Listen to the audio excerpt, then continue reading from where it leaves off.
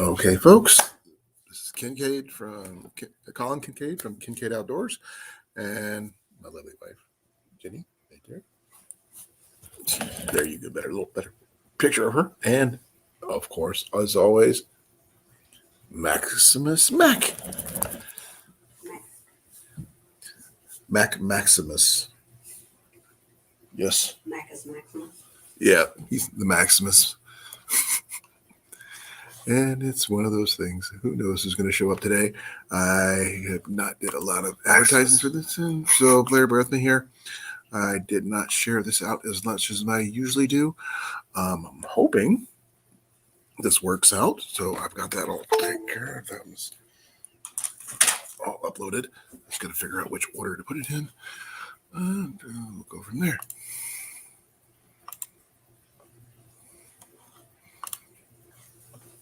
I'm hoping this works.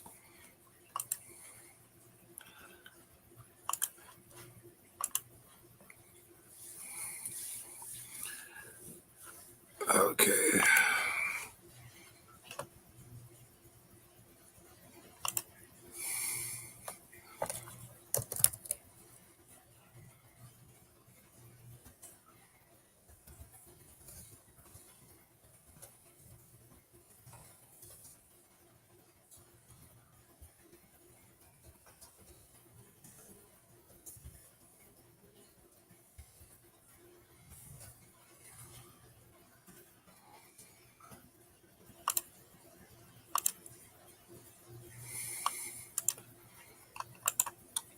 Okay, hey Grace, how you doing? I'm just got a few things. I do have a video that I did do for this particular trip. I don't have the coverage of what Jenny picked up. I do have the items she picked up, but not the stuff that she did. I personally did not purchase anything, but these are all Jenny's finds. But some are for me, some are for some other people. We'll let you know. So give me a second here. I am going to send out some more invitations and things like that to people who I hope who are out there listening, because I have some really interesting things I will definitely be talking about to other people. So hopefully there's people out there who are listening. I just hit Joster twice. I'm sorry.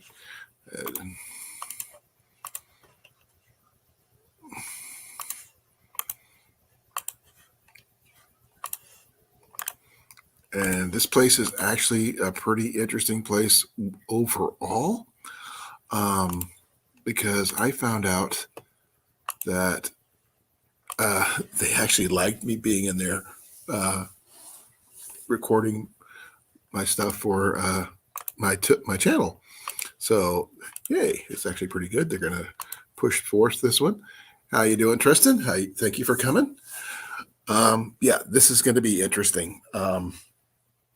It's not only it's just this live. I do have an accompanying video, which I'm in the process of editing, so bear with me. It's all on my GoPro. I just uploaded it. I've got to do some rearranging, trying to figure out which order I recorded in, because this thing is a little different. And as soon as I get that all jammed together, I'll be uploading it and putting it out for you guys to actually see the entire trip. This is actually the second time I did a video for this place, because the first one, while I could upload it, on issue is the audio didn't set on the first trip, which I did yesterday afternoon. So Jenny wanted to come back today and pick up a few things that she found yesterday.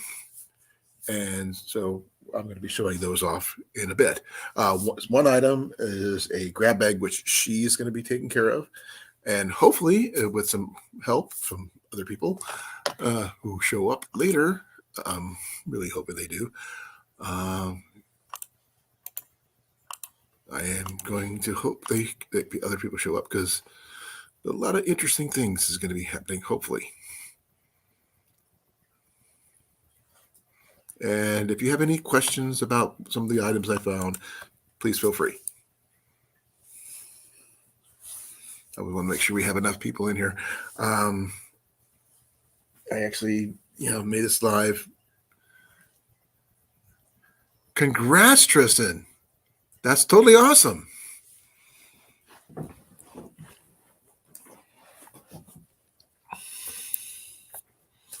Way to go, brother. Tristan's up to 156 followers. Way to go. So, how are you doing, Grace? How you doing, Tristan? Congrats on the followers.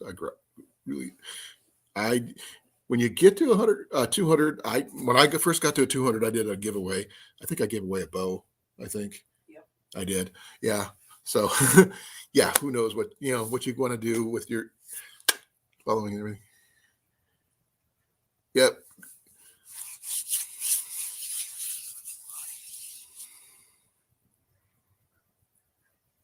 I've been doing okay. Well, we have, some issues, some other issues, but this is mostly heart issues I can't do anything about. I'm not going to discuss my heart issues at the moment and some other things, but I'm here. I'm hoping people show up. I can't guarantee anything.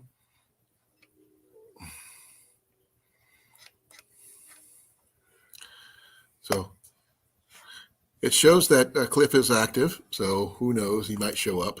And it's all showing is that Jason's active, so he may show up too.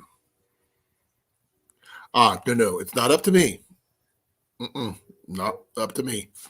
Since I have my favorite thing is archery. I gave away a bow.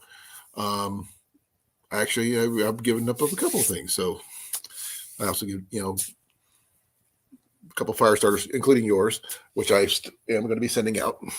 I just got to get to the post office. If I go to the post office tomorrow, I'll get it sent out. Depending on how much it costs, I should be able to do it.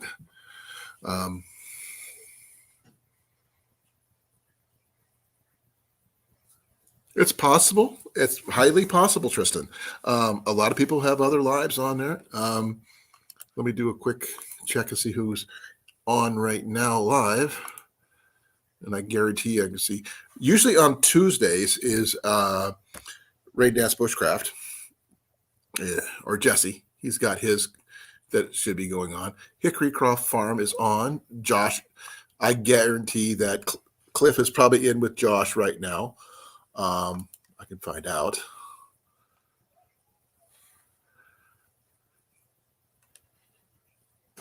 Let's see who's in there.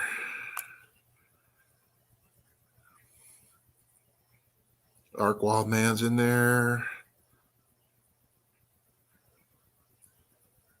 Monty, I don't know. I don't see him. Doesn't mean he's not there, though. Nope. I thought he was. Nope. Coaches, he's not on Coaches Live. But I will leave a like.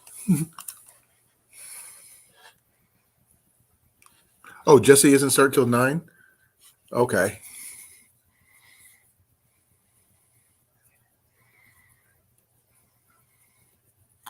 That's pretty cool, Tristan.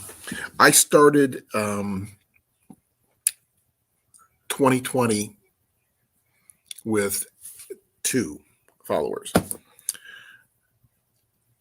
Hey, Brian, thank you for coming back. And now I'm over 1,000. I mean, it's not because of what I do. It's actually about what you guys do. If it wasn't for me, if for you guys, I would not even be here. But I've got some great things to say about the place that I'm talking about today. And that is the place I went to today. And that was the Picker Nose. I know the name sounds funny, but it is actually a pretty cool place.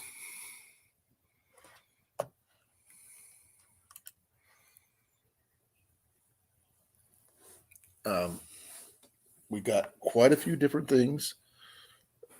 So I'm hoping some more people show up that I want to show. Oh, that actually is more prettier than I thought, hon. I didn't see the front.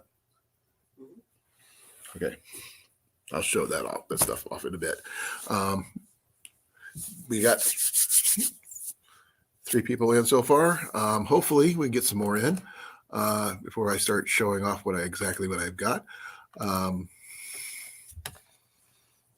My wife bought for multiple people this time, herself included.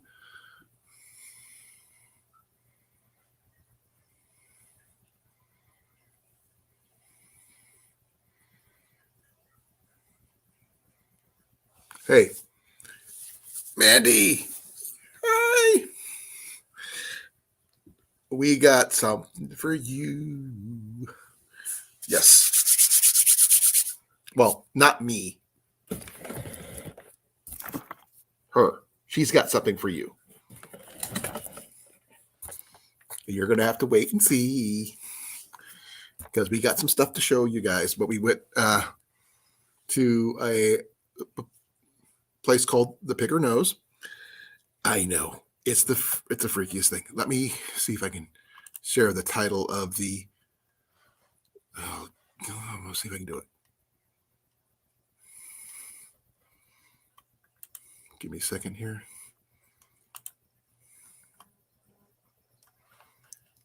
I don't even know if I even can find it all. If it's in this one, or is it different? But that's not it. That's not it.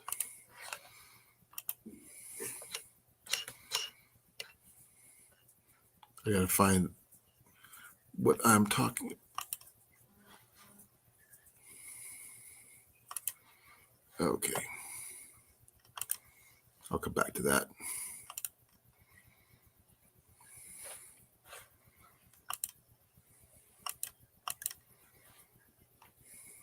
There we go. I don't know if I could show this or not. I'm going to try to.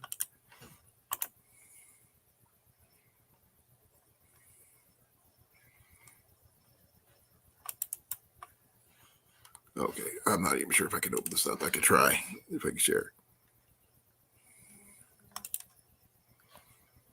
I don't even know. Oh, crap, I don't even...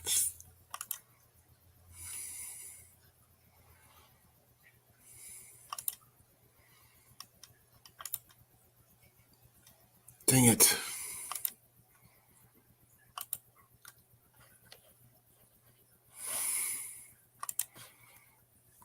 Oh, man, I don't even know if I can do this.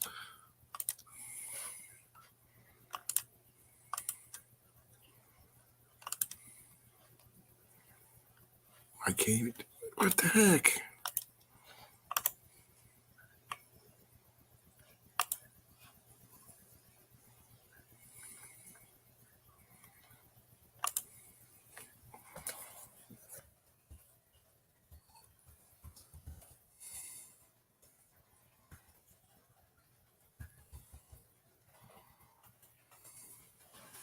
I'm trying to do something, folks, so bear with me here. I am totally weirded out about what I'm doing here. I have no idea. Not yet. I haven't been home that long. I know you did one, and JV back did one. I haven't had the time to actually watch it, but I will be soon, hopefully, if I get this thing works. Oh man, I'm having issues.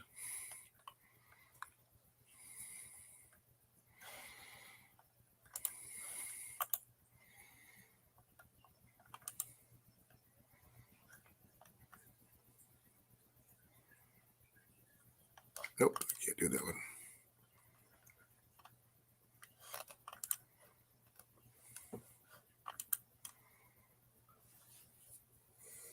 Okay. I don't know if this would even work, but I'm trying to share a picture, and I'm not sure exactly how to do it. Okay. I did find some traps at the Picker Nose, where I was at today. Well, actually, technically, I was there yesterday and today. And I got some video on it yesterday. But my audio crapped out on me, so I can't really do much with that one, unfortunately. So I'm trying to figure something out. I'm not sure exactly how I'm supposed to do this. Let me try something.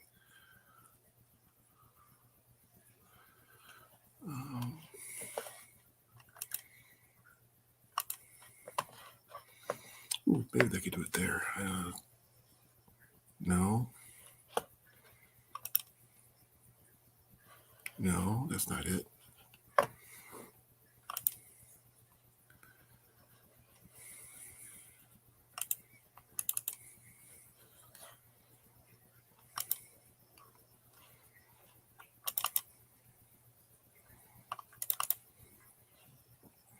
I am trying to do something, folks, and I'm totally an idiot.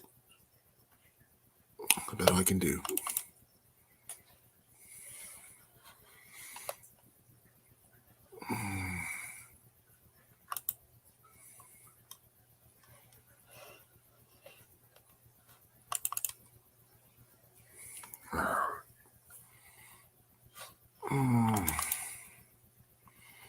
Oh, come on, folks. What am I doing wrong?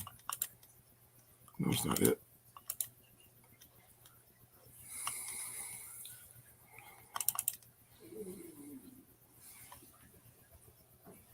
Okay, love. That was my dummy. I could hear that.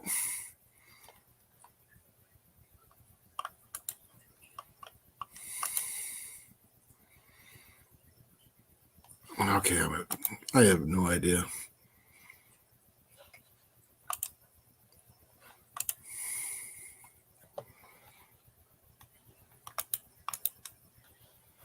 I'm gonna give up because I can't figure out.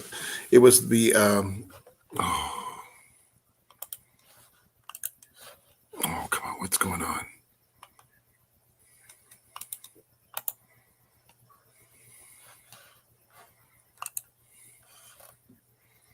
Come on.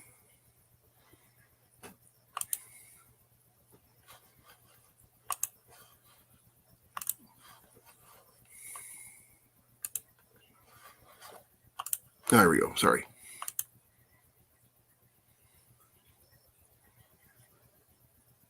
Oh, that's so cool, Brian.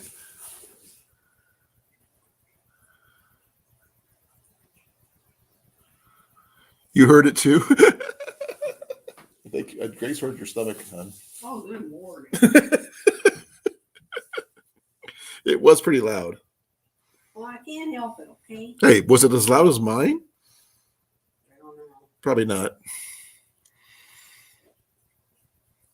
But well, if we don't get anybody by 8:30, I'm going to just start showing what we picked up today. And one thing concerns you, Mandy. But the only thing is, it's not up to me to give or show. Now is it? Mm-hmm.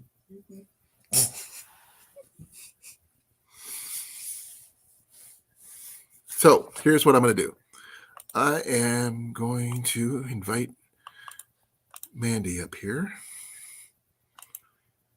Hey, Jason. Have no fear. I am here. Jason just showed up. And just in time for me to post that, Jason. I do have a video I could show, but I'm not sure exactly how to do it. Thank you, Brian. I really appreciate it. Let's see here.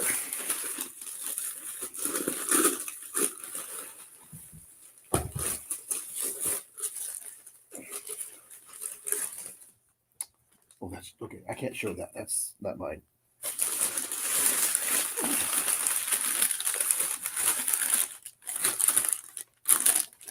I'm not sure what. Oh, good. Oh, okay. That's Jenny's. Jenny got me something I want to show you, Mandy, and you're probably going to be jealous. Hey, Steve, thank you for coming. You're here way early.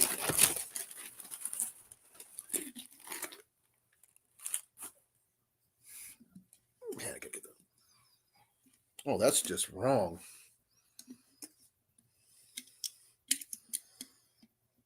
Oh, give me a second. Okay. Oh, crap, she's still in there. They put tape in the middle of this thing and it's stuck at the bottom.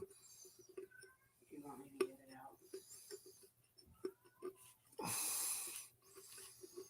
out? I'm not sure if I'm getting it or not.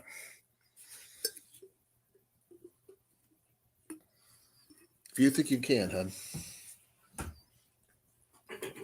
Yep, this is where I went to today.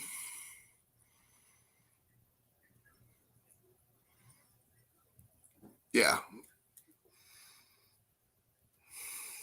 Wow. I didn't realize you paid that much. But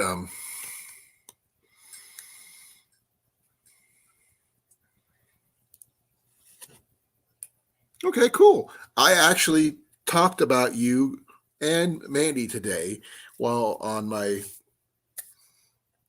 trip to the Picker Nose today, which is really interesting. The video will be posted sometime in the next couple days. Okay. Mandy, how are you? I'm alive and I'm well. Okay, love, could you sit up, please? And please give her her thing, please. Why don't you show it to her and I'll tell her about it? Okay. Here's what Jenny got for you, but you got to come here to pick it up. That's the big thing. It's in the works. Your coffee It's cup. Jerry's coffee cup.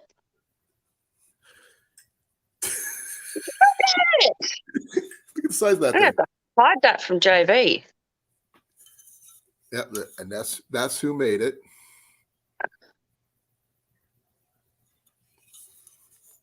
It's old pottery, I think.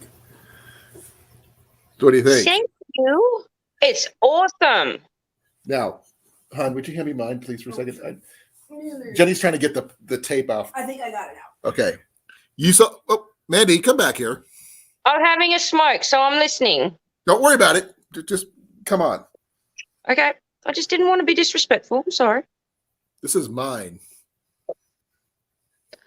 Oh, look at that. See that? See? Mine's a little bigger. But yeah, this is mine. They're huge. Now, this is what a cup of coffee is supposed to look like. Yes, yes. And so At the this moment, that's Jenny fine. specifically bought this for you. Thank you, Jenny. You're welcome. So the only thing is you got to pick it up yourself.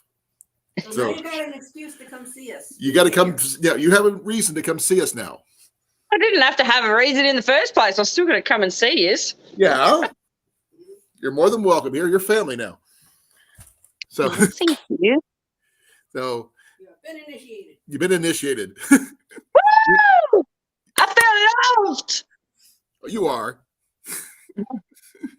Now, like I said, she found mine yesterday, and then she found yours today. Actually, I found both of them yesterday. So she found both of them yesterday, and she held this up and said, "This is for Mandy." That's what she said. You're going to have to tell JV that because I think he may want to steal it. No. If we have to put in permanent marker, this is Mandy's, we will do so. Please do. Hearts on it so we won't steal it. Pink hearts. Big I heart. like this one here because it actually fits my hand.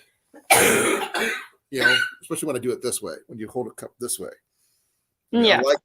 I love mugs this big. I've got other mugs that are this size, but the handles always break. But there's that. Thought you might like that one. Other things that this one here is actually Jenny bought for Ian. This is a incense burner. Oh, that's nice. Western Australia, Bomber Steve, for now. And you see all that. They're nice. I like them. Get the dang thing open.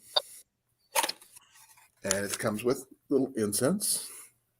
Very nice. Very nice. I love she's got some more. patchouli incense. Yeah, she's got sandalwood. Oh, nice. Something Himalayan something. But the inside, it's got, you can put in there for the cone style as well. Yeah. And there's a hole right there. You can put your stick incense in, then close the lid, and it will still come up the lid because of the holes. Is there a tray in that one on the bottom? Give me a second. It's just what it, I don't. Should be on the sides. If there's a little tray, you should be able to pull on the side out. I think on so. either end. I think it's right here. Like I see something right here. Yeah, because that's where you store your incense. It's not on all of them, but some of them actually have like a drawer that you can pull out. There you go. It's not a drawer. It's a little door. Oh, okay. Well, that's door. where you store your incense. Oh, huh? Okay. It's a little incense door. Oh. Good call. I had one. Well, I had a lot of them actually, but And it seals really tight too. So she's got another one of these somewhere. I haven't found it yet, but I think I have to put that one back. Oh, okay. She put another one back. It was like dragon's blood that she had. So, but he got. This is for Ian. He likes incense. He's gonna like that. it's because I'm moving to South Dakota, Bomber Steve. I'm not staying in Australia for much longer. She's becoming an American. I am. Is that my jumper? Oh, that's pretty cool.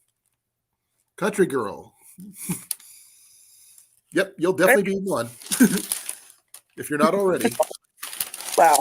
Okay, some of these are a lot of these are Jenny's because, like I said, she purchased everything, and one of the things she loves is owls. My mum loves owls. And that's just one. There's multiple here. She also got a she likes playing video games, so she got a video game. Oh. I got the first one coming from Amazon. Yeah, she's already ordered the first one. Now she's got the second one.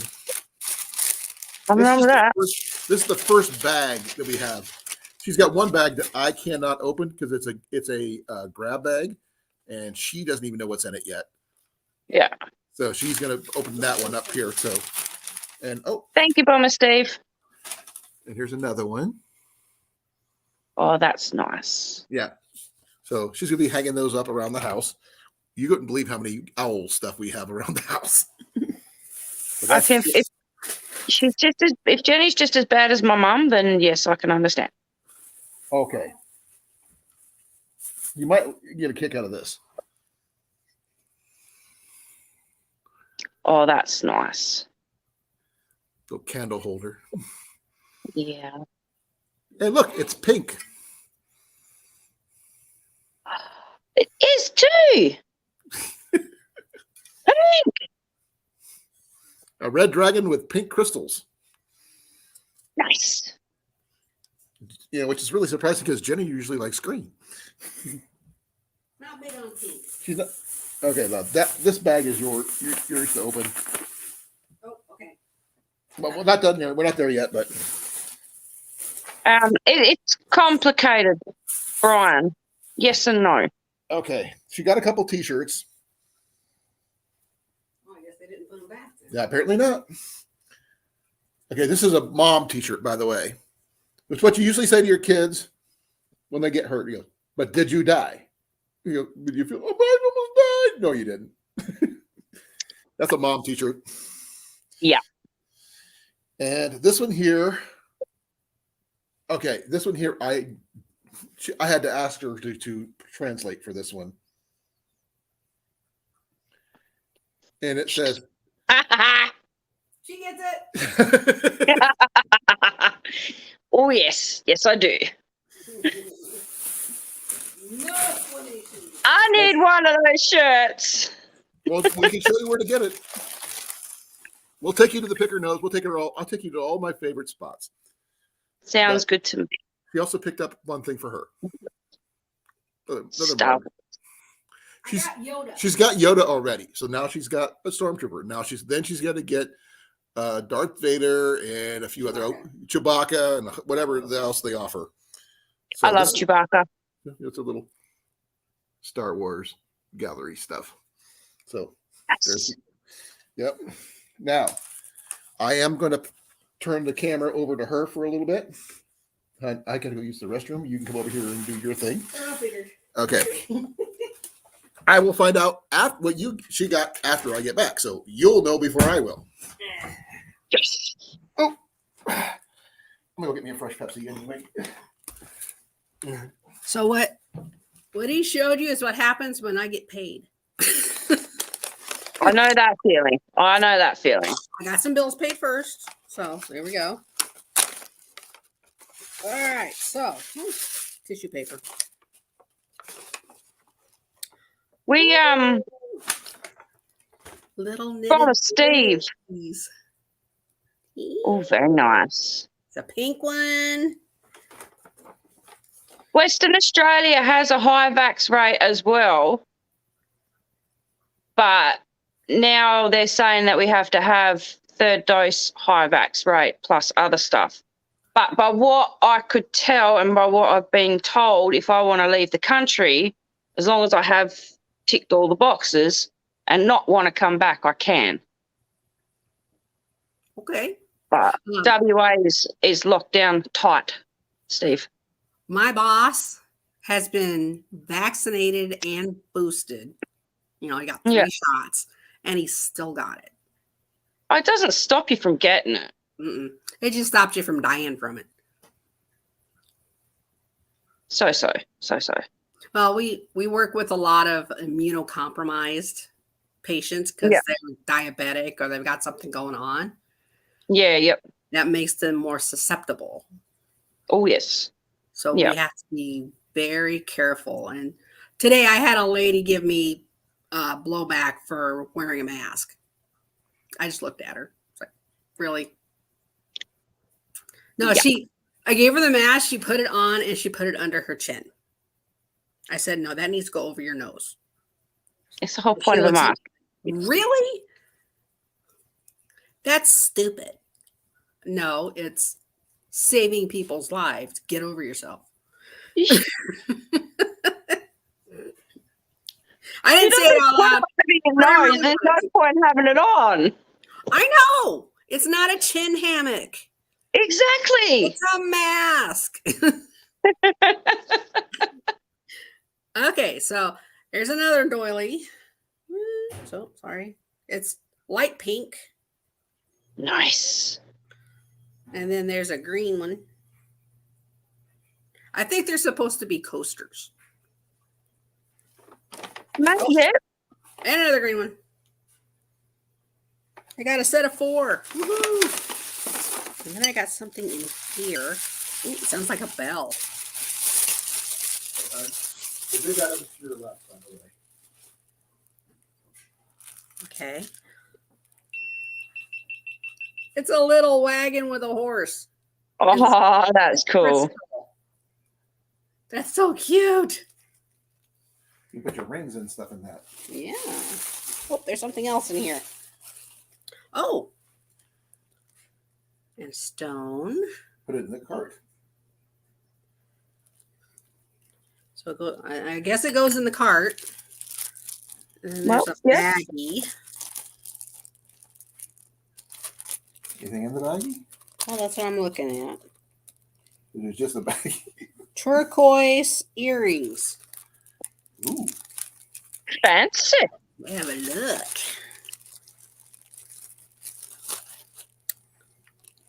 They're tiny. Oh, yeah, they're really tiny. Look at that. Oh, but they're nice. Eh? Oh, very nice. I signed up for Color Street. So I'm going to be selling Color Street nails. Ooh, aren't they pretty? Very nice. Mine are plain. Plain. That's usually the length of mine, so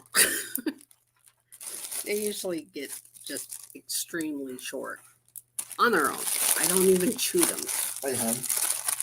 Look at this, JV. You better ask the boy. Oh, that's right. He's claimed it, you know. Oh, I did not know that. It has been claimed, Colin. Okay, hon, your big scissors are over there. Oh, I got a pair of Over there. Underneath your shirts. Oh, well, I got a pair of hedge trimmers. Because our hedges need a haircut badly. But I gotta have the boys sharpen it for me. Yep. Anybody want a haircut? Not me.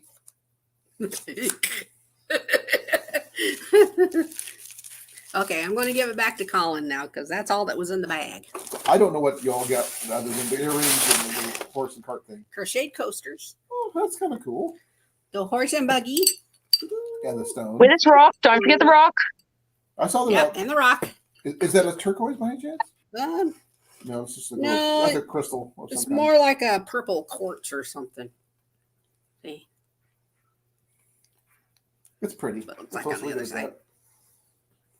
Oh, I can put it on my fountain. I've been putting all my little rocks that I get. I have like a citrine and a smoky quartz, and I've got a water fountain that I've been putting them on. She's using it like a humidifier. It's not like a humidifier for the house. And a drinking fountain for And a drinking fountain for the cat. Not that he doesn't already have a drinking fountain, but I guess two's better than one. One's One's better than none. 10 would be better than one to a cat, to be honest. Oh yeah. Put a fountain in every room in the house and he'd be happy. A little box in every room. All right, I'll talk to you later, Mandy. Bye, Jenny, and thank you. Welcome. Thought you might like to see the stuff that she got and everything else. And stuff that you got, obviously. So, I can't wait to have my first coffee out of that. She put her hood up because I asked her if she wanted a haircut. oh, yeah. It's in my head. I went like this. Too short. I kind of. Yeah, he won't let me cut that off. Hmm. He makes me braid it every morning. I ask. I don't demand or anything like that. I just said, would you please? Yeah, but then you give me sad puppy dog eyes if I don't. Yeah. So I might as well. Hey, Blake, how you doing? Thank you for coming, Steve. By the way, I did in my video that I did today and the one I did yesterday, technically, I mentioned both of you, and because I found things in there that I thought of you guys because of it. One, there is a piece of work, a work of art that is a kangaroo and Joey on springs. Oh, that'd it's like be cool. 2.5 feet tall. And since Steve had that video that he had live kangaroos on, kind of hard not to think of Steve when you see a kangaroo. Yeah, exactly. And, Jenny mentioned you about this and everything else. So that's, and I got some stuff for fishing. I got stuff for trapping. All this place has got everything, including a real human skull. Yeah. Freaky.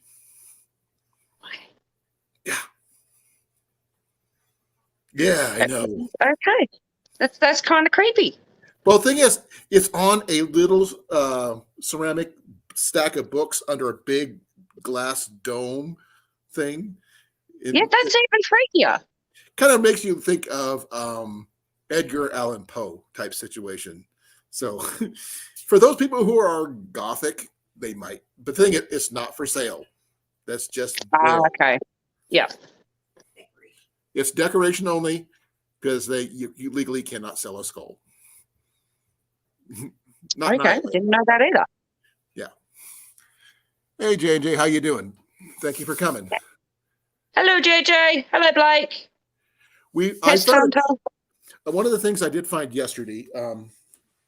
Let's see, what did I do with my phone? I think it's over here. I did a video recorded a video on my phone, and the thing is, it just literally nothing came of it because the sound didn't come through. Oh. But I will do this. This is like one of the things. I'm gonna see if I can get this thing. Oh, give me a second. Take a look at this. Is just what the first thing you see when you come into the building. These are That's made cool. of wood carvings. They're bigger than I am. That's really good. That's what first thing you see when you walk in. And also, have you ever seen the Lorax, the cartoon? I think so, yeah. About I'm the Lorax, I speak for the trees, that kind of thing. Yes. Yep. And he's got the rock that says, unless. Someone made a wood carving, full size, of him standing on a stump that says, unless, in there. Oh, nice. Yeah. I didn't get a picture of that. I apologize. If I go back, I will do so. Because that thing, I mean, it's different. Cool different, but still different. I found a Collins axe, which I thought was kind of cool. It's called a Collins axe, but it's not the same spelling as mine. It's Collins. Okay. I have a full-sized axe. This one's a hatchet type. Oh, gotcha. Okay. It's got a hammer head on one side and got an axe on the other. They want way too much for it. I checked it on the internet and I found I can get it cheaper, brand new. But it's obviously they had cast iron like nobody's business. If you don't like it, if you ever had decent American cast iron, you'll know it when you start it. You'll never want to go back to cooking on anything else. I've heard that from a lot of people, to be honest. And the thing is, good cast iron, properly seasoned, is better than Teflon. And you don't wash it with like dishwashing liquid and stuff like that, I've been told. The good ones, well, if they're properly seasoned, Dawn dishwasher, you can hand wash it, no problem. Just not a dishwasher. Oh, okay. See, I was told with cast iron that you don't use any detergents on them. You wipe them out and then you just wash them with a clean cloth and extremely hot water, and then you oil the inside. Only if you need to. Generally, if you have it the right seasoning, all the oil that you put on it initially, which is usually like an olive oil or something like that, is polymerized which makes it non-stick. And that stuff was not affected by dishwashing liquid at all. Okay. You don't soak them, obviously, but I mean, just clean it up, rinse it off. Then you put it on the burner to heat up and dry out. You don't leave it damp, but you dry it off immediately. But you can use soap on it. It's a myth that you can't. But me, I mean, I've scrubbed it off with hot water and did the same thing, but sometimes you need to. And there's also people say don't cook anything with like tomato sauces or anything like that, and do the same reasoning. Why is that? Because tomatoes sauces are very acidic. Oh, so I'll eat the oil in that. I don't know exactly, but personally, I've never seen a problem with it. As Jason down here says, the first thing he ever cooked on cast iron was tacos. Oh, tacos. Yeah, tacos. We do a lot of spaghetti sauces and things like that. And cooking in cast iron is actually healthier, if you didn't know, because the iron content in the cast iron goes into your food and you eat it, and so it's healthier. But just make sure you got cast iron, not cast aluminum. That's a whole different ballgame, and I'd rather not go into that. Okay. Usually you can tell that cast aluminum by color and weight. Hey, Ugly Dog, how you doing, brother? So we have been doing a lot of different things. Gave a present to Mandy here that she's her new coffee mug, which she's got to come pick up. Yes, I will. It's a moral imperative. In a couple of months, okay? We'll try to make sure we have. If I get some, I'll try to get some real Hawaiian Kona coffee to go in this cup when you get here. Yeah. Okay. That's a big incentive. We'll get Johnny to send us some Kona coffee. Oh, you think that one's nice? Sorry, Mandy. This one's mine. This is mine. It's big enough to fit my hand. That's a coffee cup. Oh man, I wish my audio didn't crap out on me on this thing.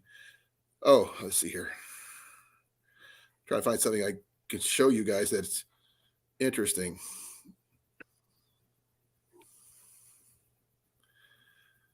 Oh man. There's two parts to my videos as well. You've got to watch the first one and then watch the second one, take two. Okay.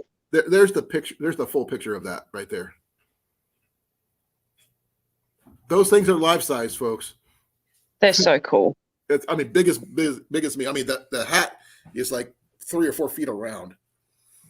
There's a pot in here. I want to show you guys that they have. It's a kettle, and it's what they wrote on the kettle, which is really funny. I just got to find it.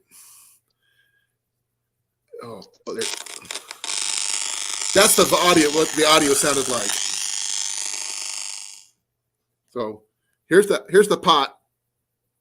Let's see if I can get the tag on here. I'm not sure if I got it. Oh, come on. Oh, come on. Okay. This is what the pot says on the tag.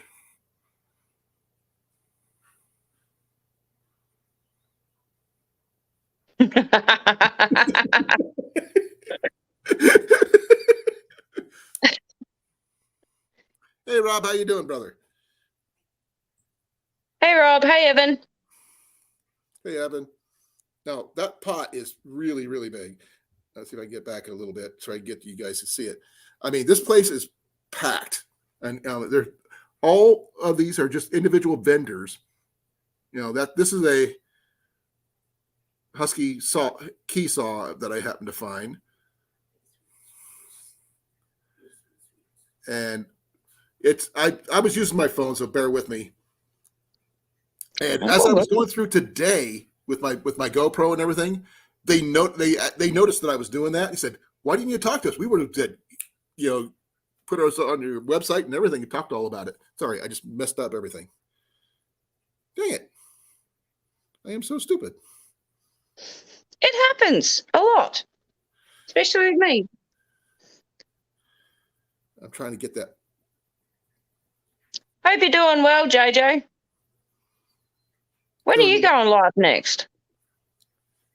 There's a bunch of fishing gear there, folks. There was fillet knives. They actually had a Gerber fillet knife. A Gerber. Gerber. It's one of their Gerber. better. Gerber. Gerber. I know it sounds Gerber. like Gerber baby food and stuff like that, but they had Gerber. Yeah. Okay, here's where I get to that pot. Look at the size of that pot, though. Oh, I think it's a big pot. It's a little smaller, but I've actually found bigger. I found a pot once that was 3 feet wide and about 3 feet tall, right? Mm-hmm. And it was on a big stand, had a huge log chain and everything else. They wanted only $280 for it or something. Yeah. I had a picture of it once. I don't know where. They have one somewhere later in my videos. There's one vendor they have they have one knife vendor that does a lot of Damascus and stuff. White Feather Forge is what it's called. It's in my videos here. I've got 2 videos of the same place all over the store. I had to walk it twice in order to get it done. Yeah. Because I said, I got video. I'm thinking about putting up the first video and just talking about it from my phone and just like be like you off to the side, just play it while Yeah. I'm explaining what I'm doing here. And then my other one, I'm going to upload from my GoPro and just let it go. But I was going to take Good idea. let's see, what else did I find? Oh crap! Tons of cast iron. Found an old antique Boy Scout mess kit. I found tons of cast iron. I already mentioned that. Oh man, so much stuff. I can't. My mind is going. That's why I recorded everything. If you're into vintage stuff, they had a whole vintage section on vintage clothing. No, Okay. no vintage clothing. Okay, let's see if I can find. There was actually a couple things that I found. Was a vintage Pepsi machine, the one that sells the tiny little bottle sodas. Yeah. And it didn't just have Pepsi in it. It had Miller High Life. It had Schlitz. It had beer as well as Beer. soda. Yeah. Okay. So it had beer and soda and root beer. Yeah. Yeah. No, I am not, Evan. So stop that. They had only one.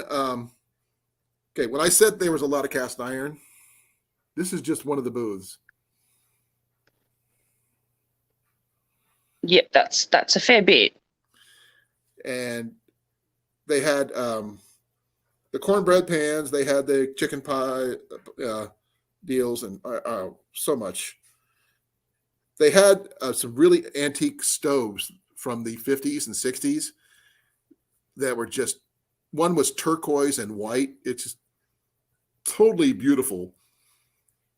I don't think we'd ever use it, but it was very pretty. I like antique stuff. I do. I just have to have it pretty. If I can find a picture of it, I'll show you. I'm just not Welcome sure. back, Brian.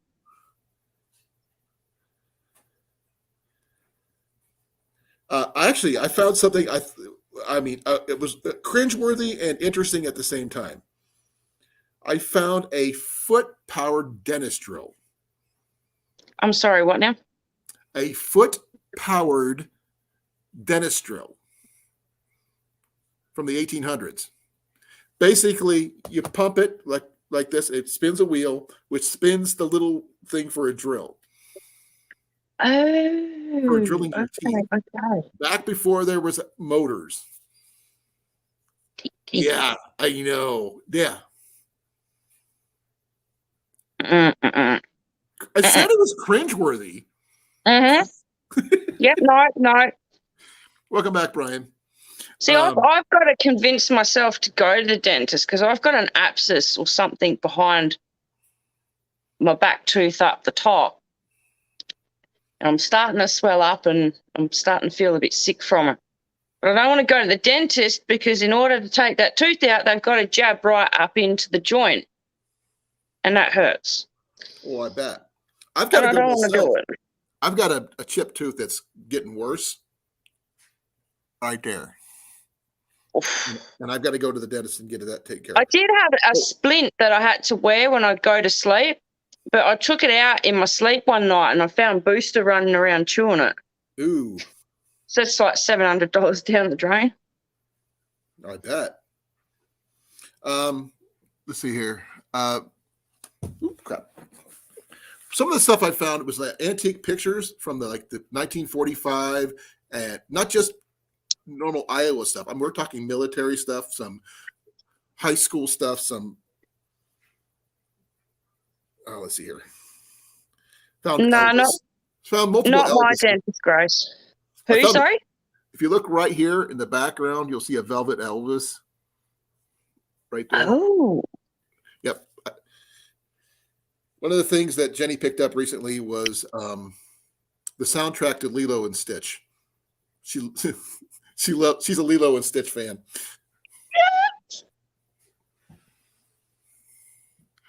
Sedation Street. Yep. she would have to be sedated before she'd get her teeth done. I'm talking about you. Me, yeah, I know. No, they won't do it. They've tried. I was knocked out cold when I had my 3 wisdom teeth pulled, but just to have a normal tooth pulled, they won't do it.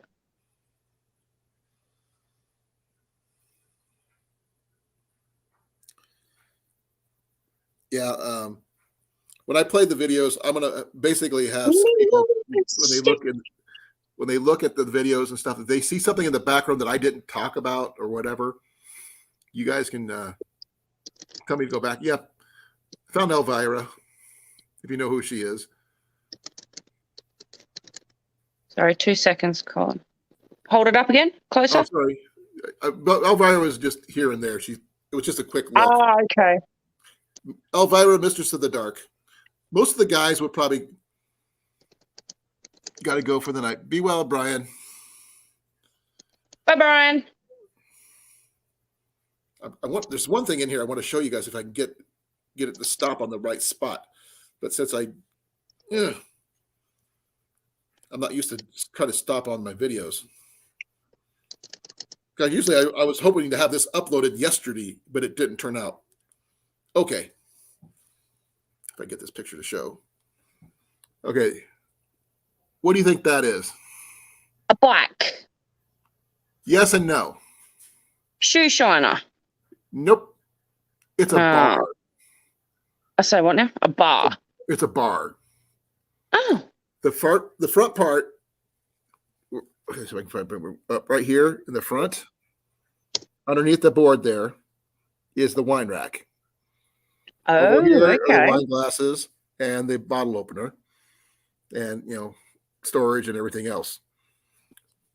They want $600 for that. I'd pay $600 for that, to be honest. It's actually a pretty cool looking, thing. Though they actually have a bottle opener, not a wine opener. I would have swapped it out for an actual cork popper, but that's me. Or had both. Well, I work in I didn't even notice that. There's an anvil on the floor. Right there. I didn't even notice that. The things you don't notice about the video. Why are you not?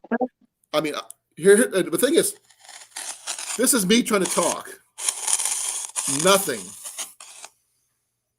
It sounds like you got your hand over it. No. I'm talking.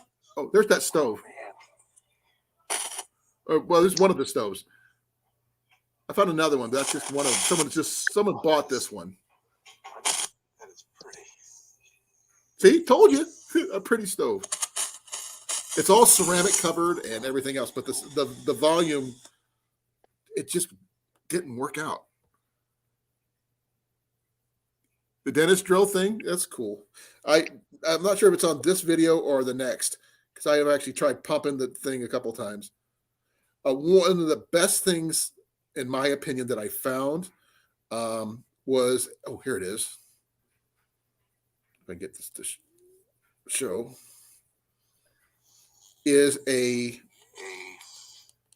World War II Paratrooper gun case. When they're jumping out of the planes, it's what they hold their weapons in while they're jumping. That'd be cool. From World War II. It's from the 82nd Airborne. So, and they won $150 for it. And I've got it. I got it in here somewhere. I found it when I was looking around. Oh, here it is. It's coming up. Give me a second. Yeah, I'm not sure. It's going to take a little bit to show. So I'm looking at that, trying to figure that out. I didn't see it until I got turned around. It's coming up. I don't have the popcorn popper. See that green thing on the ground? Yeah. That was it. I'm pulling it up. I'm picking it up right now. I turned it over and actually did a better video on it today because I've actually looked it over and read the name and all this other stuff. That's why I found out it was the 82nd Airborne. And it was just, there it is. Sorry about the color. Please forgive me. Oh, you can see it. Yeah. I thought I had a good picture of the name and stuff, but just it's hard to do it this way because I don't have it upgraded where I can actually show it. Stop that. But that's all I got on that one. But I have a better picture today, and I guess this one's a picture of some cornbread pans and stuff. You're probably not interested in that, but well, I've never seen them, so I would be interested, to be honest. A cornbread pan that looks like corn. Oh, actually, give me a moment. I do like cornbread. Okay. Oh, then I will do you one better. I bought this for Johnny. Since he lives in Hawaii, he talks about cornbread. This is a cornbread pan. Okay. Cast iron cornbread pan. That looks like corn. That's cool. This is also really heavy, which makes it really expensive to mail to Hawaii. Uh-huh. But it also makes a good Wackus bunkus. good thing to smash someone over the head with. Wackus bunkus. Yes, very much. But it's got a little thing where you can hang it on the wall, or it just sits in there just like that. You can make 7 pieces of cornbread, which is really cool. And it's like I said, it's cast iron. I don't know how well it's going to cook because it does look like it needs a little bit of seasoning, or at least some some kind of spray to keep it from being with all those indentations to keep it from sticking. Yeah.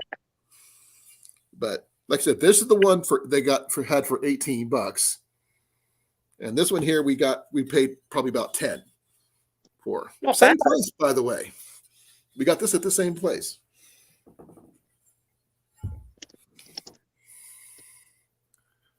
Jalapeno cornbread. I've never had that. I don't like spicy stuff that much, though. I like normal cornbread because my sister has a friend who moved from America over here. And she makes, when she comes down to visit my sister, she makes a lot of like different American style foods. Right. And she made cornbread like her American way sort of thing. Right. I think it was so good. Oh, where's it at? There was one thing. Here it is. Okay, this one's going to be a little harder to see, so bear with me. Gotta get this thing to start. Come on. Okay, this one's a little like one of those little things that make little lightning things. You put your hands on. I'm not sure what they're called, but you touch it and the lightning comes up to your hand. Give me a second to back it up a little bit. Oh, I've always been too scared to touch those things. They don't hurt or anything. It's a plasma thing, I think. I'm not sure exactly what they're called. It's a plasma ball, but this one was for beer. And today, while I was playing with it, it was for beer. Well, it had a beer bottle in the middle of it. So, yeah. What was the name of the song they were playing? Strange Magic. Yeah, I played the song Strange Magic just as I touched it, which I thought was kind of funny.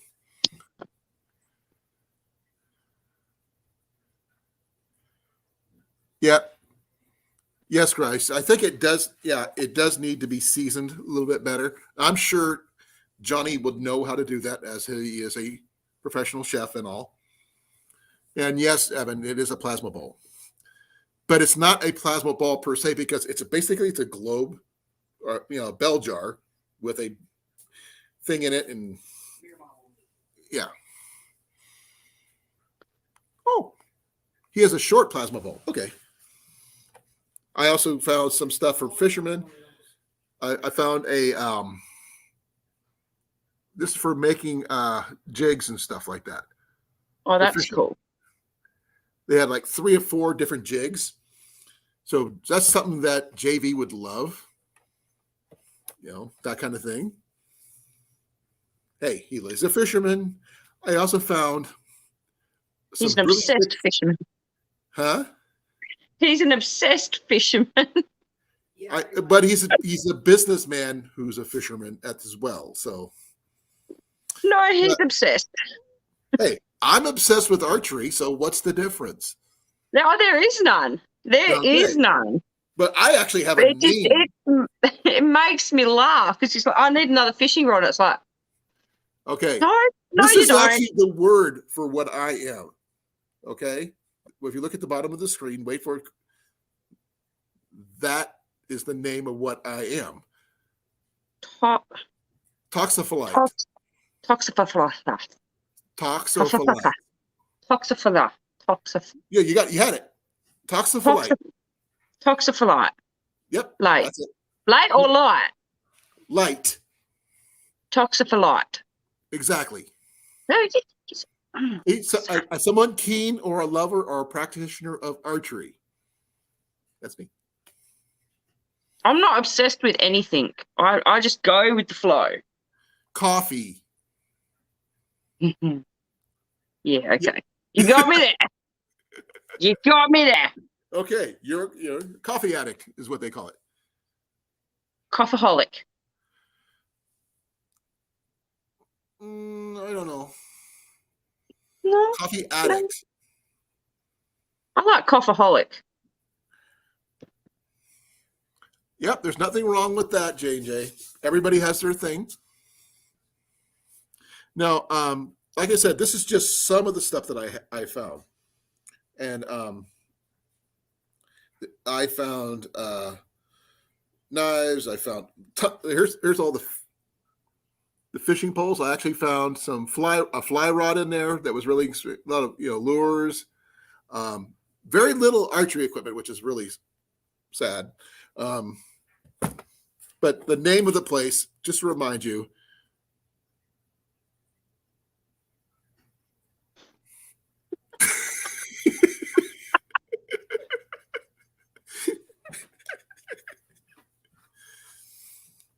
Yeah, we have a sense of humor here in Iowa, apparently. Apparently. Apparently Australians have a good sense of humor. You're like Iowans. We have the same sense of humor. I'm toning my sense of humor down. Why?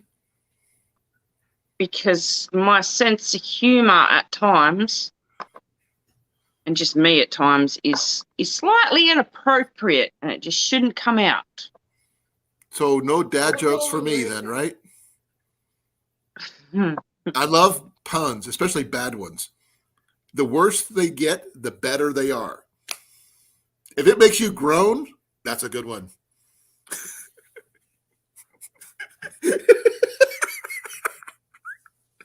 Hey, woman, thank you for coming.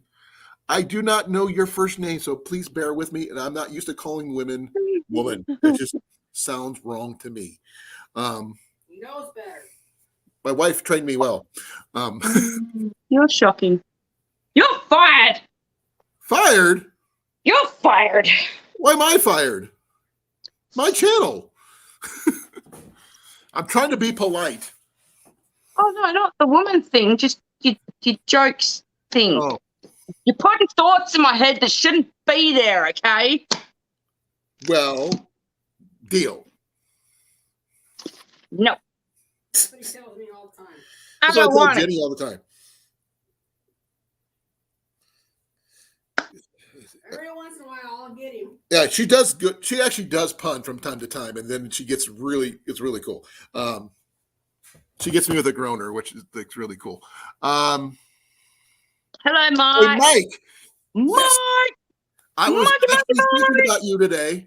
One of the fishing poles I found was an antique river rod. It's a catfish thing. So this thing literally, the pole was about that big around as my little pinky, and it was not very tall, about my height, about 5'8" or so. But the end was not like your normal eyelet. It was like a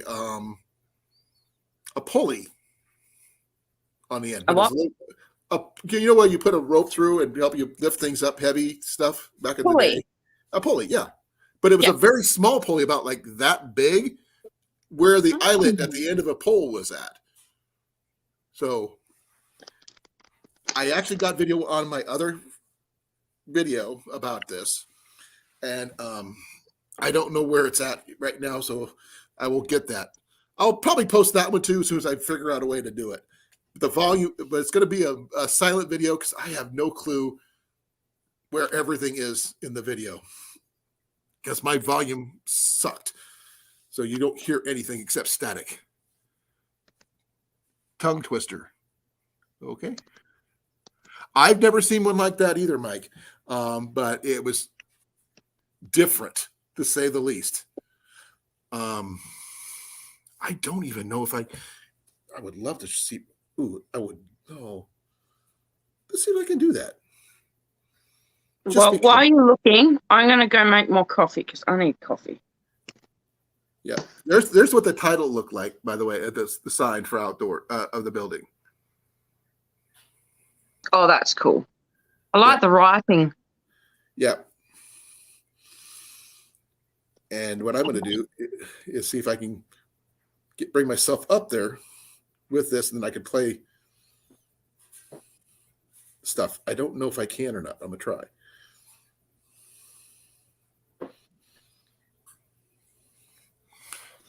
Please forgive me, folks. I've got to do something.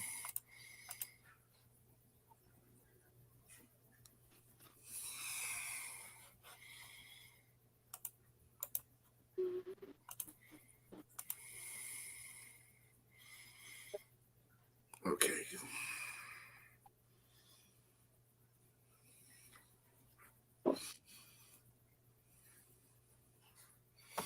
I don't know if this is going to work, so I'm going to give it a shot.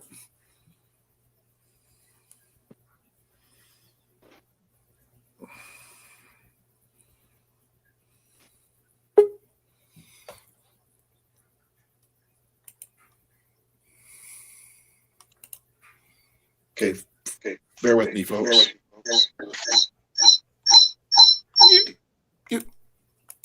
There we go. I've got to try to do something. I don't know if I can do it.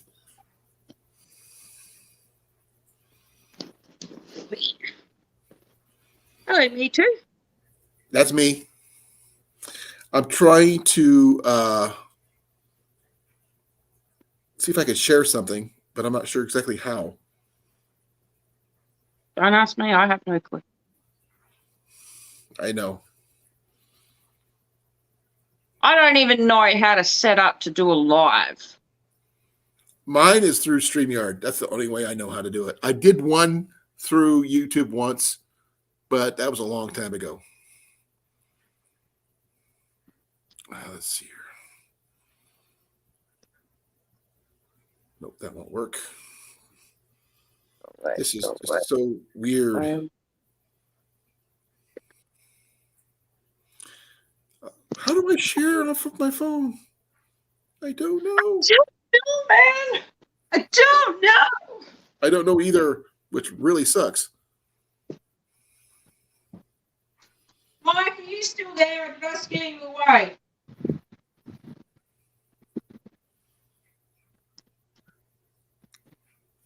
I'm going to just have to knock myself out and just remove that. I just can't do anything with it.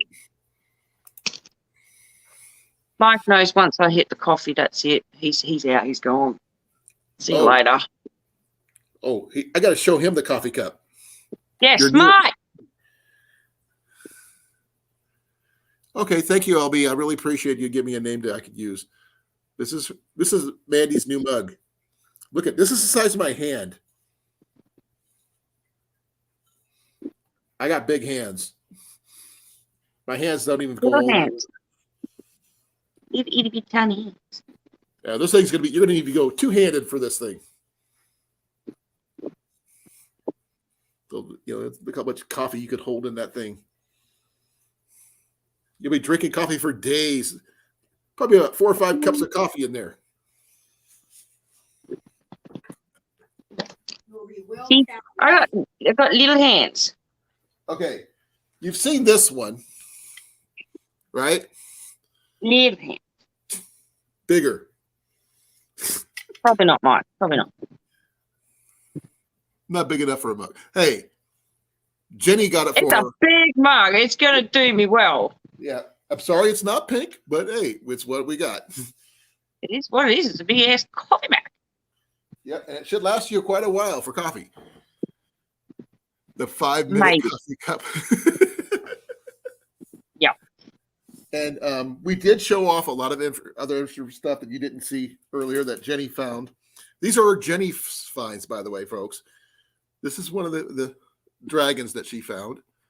Hey, look, it's shiny even. With pink crystal.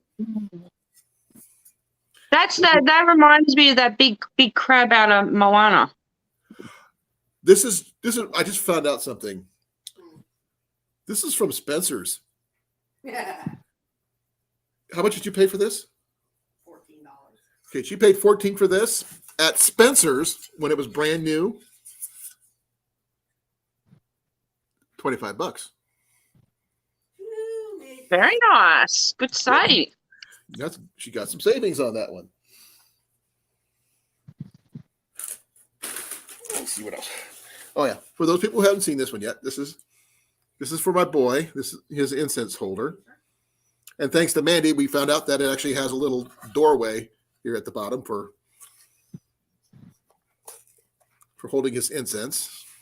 I didn't know that. Thank you. You're But I welcome. knew one thing. This thing is hard to open. But it's got lots of room there. I think this is rosewood. Just don't do what I did and put an incense in there and like leave the house, because I nearly burnt down the house. What kind did you use? A cone or the stick? The stick. Because if the stick doesn't sit in there properly and sit right, or it shifts, it can hit the wood and it can Yeah, actually set it alight. Okay. Wait, we lost it. Oh, there's a new fish. Look at the size of that thing. You get some steaks off of that one. Were you hand fishing for that one or what?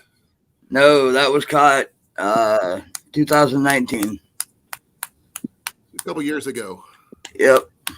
Okay. What are you doing, Mike? Packing a cigarette. It doesn't sound like it. No, it does not. I'm Mike, broke. I had to start rolling my own, so I pack them one cigarette at a time. Doesn't sound like it. Okay. I actually got a question for you, Mike. What's that? Do you use a pipe? No. Dang. No, there's a reason why I'm asking for those people who are interested. I actually bought some pipes for Cecilia because she smokes a pipe. But unfortunately, I cannot mail it to her because of Canada's laws being freaky and all. Really? And I've got a set of 3 pipes that I cannot do anything with since I do not smoke. Brand new from Amazon. Don't know what to do with. Hey, look, she's doing it too. I only smoke rolling tobacco. I don't smoke Taylor's. Okay, while I will tell you guys this.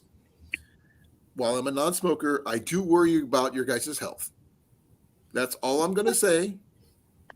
But you guys are going to do what you're going to do. But Well, we grew up in a house. It's a habit I'm trying to give up because my health is suffering because of smoking, but with the amount of stress that I'm going through, understandable. I lost my mother can't. due to smoking. I've Literally. lost Lung cancer. family members. Yeah. I watched her. Trust me, I know Colin. I know. I'm not going to do any more than that. That's enough said, okay? Oh, trust me, every time I go into the doctors or see a certain family member, I get full-blown lectured. And it's like, right, yes, I understand. Yes, my health is suffering. Yes, I've lost family members, but at the end of the day, my stress levels are through the roof, and I can't even think about give up smoking because it sets me over the edge. And then I turn into a I'll teach psychotic you how to shoot rage. properly, and there's a zen about archery that can help you get rid of that. Your stress, I mean.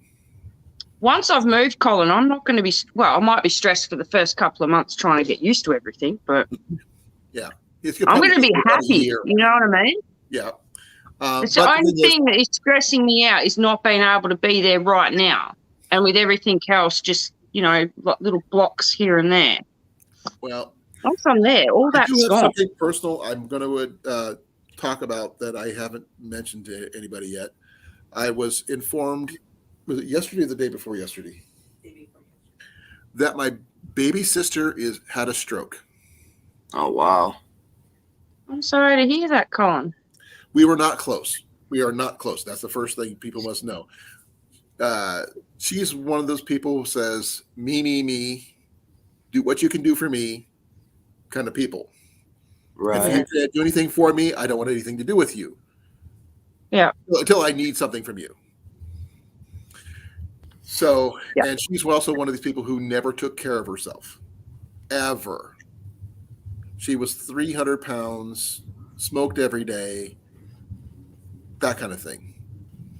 Right now, we were notified 2 days ago that she's in the hospital with a stroke. Yeah. And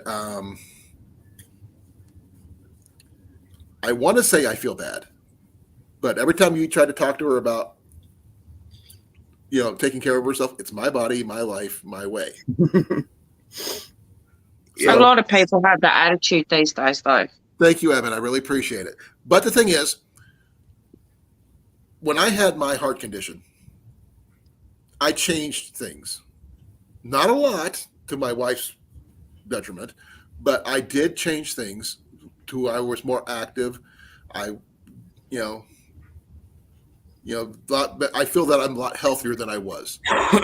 Right. But I changed. But to try to keep your lifestyle to the detriment to everybody around you, especially her grandchildren and her children who watched her to do all this. But my wife's going to be spending some time with her on Saturday for a couple hours.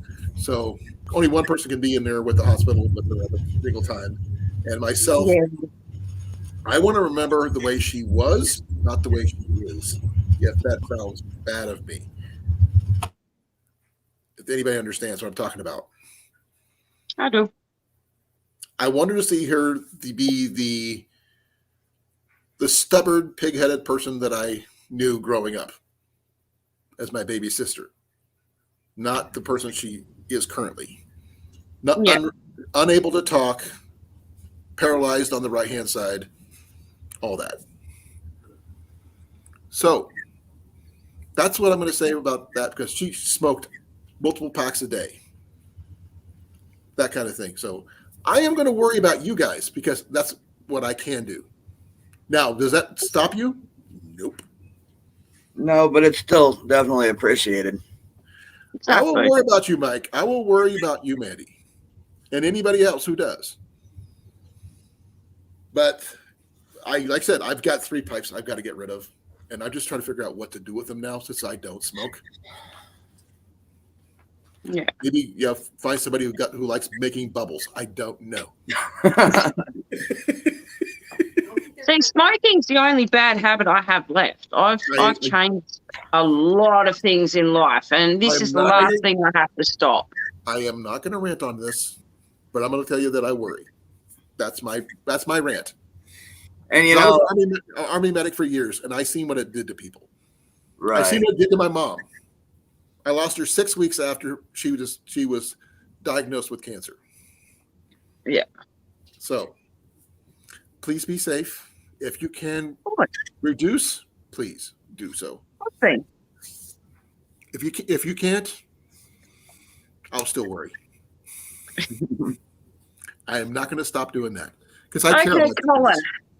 Okay. I will make a promise to you, and Mike, you're the witness on this. Before I move over, which will be, what are we in February? Hopefully within 2 to 3 months, I will give up smoking. I will not be smoking when I get to America. I will say you will stop smoking for a little bit because I know you're going to be stressed when you get here. Reduce until you can feel you're able to. But enough of that. Enough of that. Okay. I apologize in advance for the dumbasses you're going to run into. Yeah. Have you've met me, haven't you? We're worse. The thing is, we could have college level IQ, like genius level IQs, and we could be dumber than a box of rocks. Yep, that's me. That's me too, surprisingly enough. Okay, now, what I was saying, Mike, about that fishing pole that I found. Right. I see Max he likes wrapping paper. He's underneath the paper. Yeah, I Hello, know. corn-fed. What's up, corn-fed? Okay, this fishing pole was just a little bit shorter than I am. I'm 5'8", but it's thicker than the round as my finger. I mean, it was really heavy duty, but it looked like a pulley on the end instead of an eyelet. Okay. I've never seen anything like it, but that thing, where the base was, where the handle was that big around. It was heavy duty. I know you like more of a medium to heavy, but still, it would have been your kind of rod for big fish. So I've seen the really thick rods like that just do not bend, but I've never seen one with a pulley on it. This was built that way. This is probably something from the 50s or 60s or something. Who knows? I'll tell you what, though, to be real honest, if I could get my hands on it, I'd love it. Sorry, the coffee's kicking in. Hey, I've got my Pepsi, so this is what's keeping me drinking.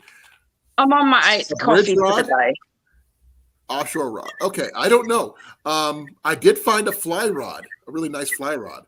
A lot of fishing lures there, more than I really know what to do with. One Gerber fillet knife, if you guys know if that's a good one. Gerber. Gerber's a good blade. They wanted like $6.50 for it or something. I'm not sure if that's good or bad. But, $6.50 or $650? $6.50. Yeah, I'd have bought that right away. I don't know how to fillet, so why would I do that? And there was no sheath for it. It was just an open blade. You're gonna learn though, Colin. Pretty sure JB said he's gonna teach you. How long of a fillet knife was it? Was it 8 inches, 10 inches? The blade itself was that long. Those would probably go for about $25, $30 new. And it was a Gerber. I do know that. Gerber. Okay, Mandy. The thing I like about the multi-tool that I carry is a Gerber. Gerber. I know. Okay, thank you, Rob. When you come to the fishing gathering, I don't know what the name of the thing. We need to come up with a name. These damn trains. Yeah, I know. It's okay. I grew up with trains too. Not good in my front yard, mind you, but I grew up with trains. We have Amtrak here in town. That is a Mora, isn't it? Jarvis Walker. Never heard of it. It's what I open boxes with. It looks like a generic Mora. Hey, you got a knife. That's all that matters. Yeah. I've got my one Mora that I have is my Light My Fire Mora. My original wooden handled 001 classic Mora. That's the one I missed the most. Someone stole that one. But this place If you come down again, Mike, I will take you to the Picker Nose. I will take you to Collectomania. I'll take you to all my favorite spots for stuff. Sounds good.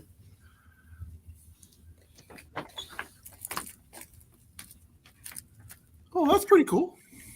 Yeah, I like Like those. that alligator head. That's cool. It's not an alligator. It's a caiman. Just admit it.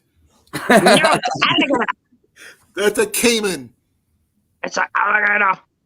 That's a crocodile. I've stabbed myself so many times with this knife trying to open boxes. Well, YouTubers Meetup has been used before, Rob, and yes, okay, that's what Cecilia told me. Is the one who told me that about the pipes. They're still in the bag. I got them from the thing. I was going to mail them in the bag in a different box with a bunch of yarn to go up to Cecilia.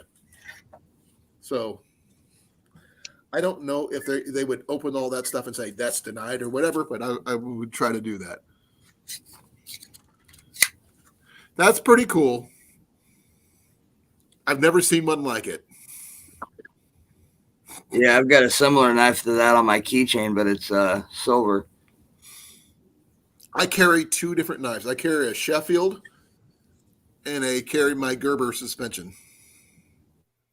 This is a Columbia. I'm not familiar with that one.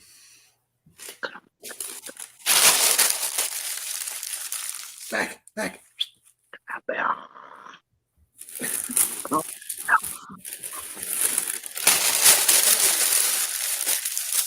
Sorry, I'm playing with the cat now.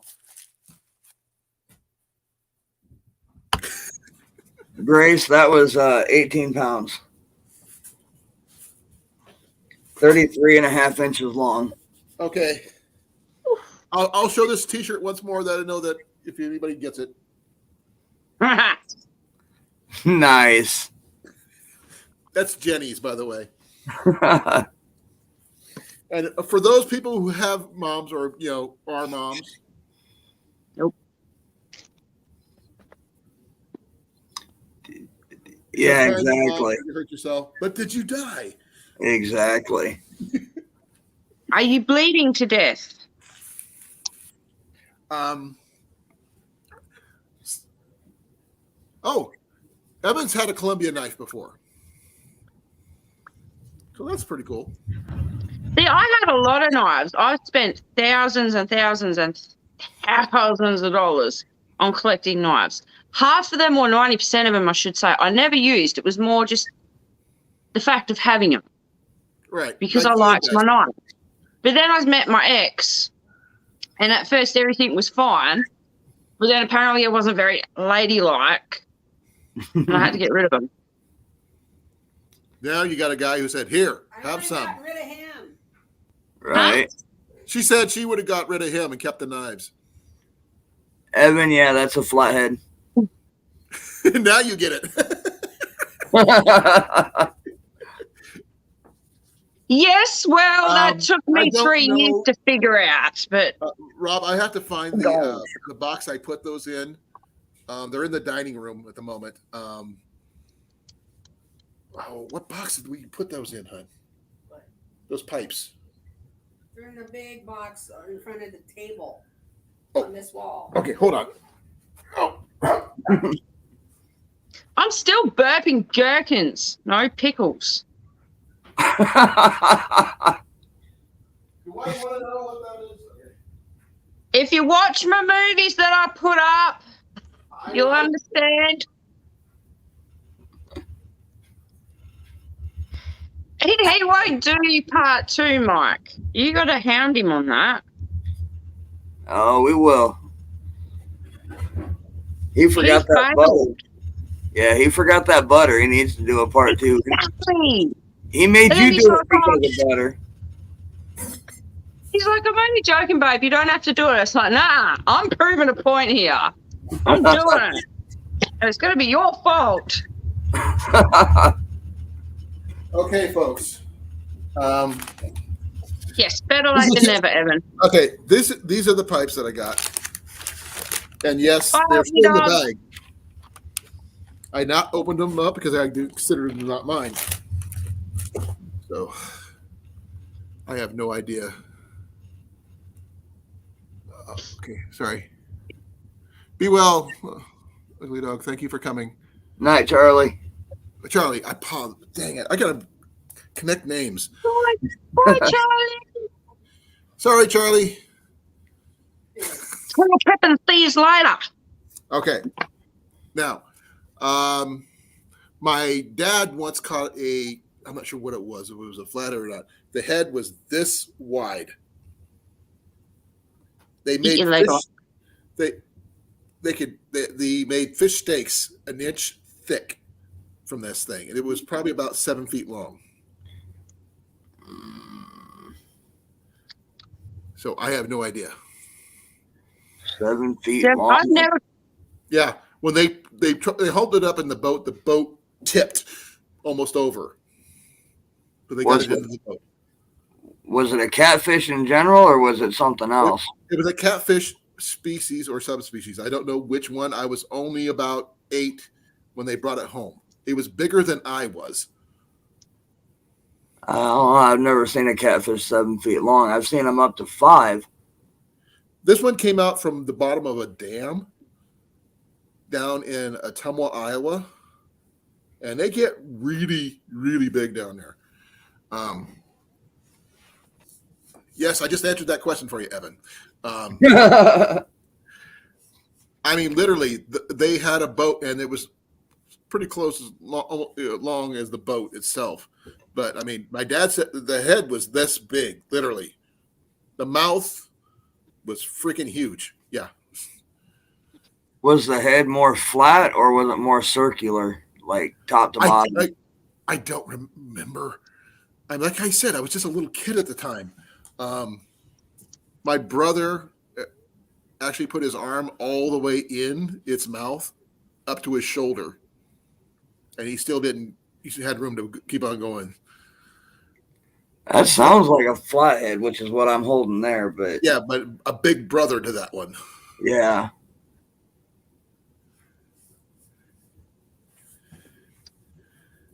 I've never seen one that big or heard of one that big. I don't know. Like I said, this thing was freaking huge.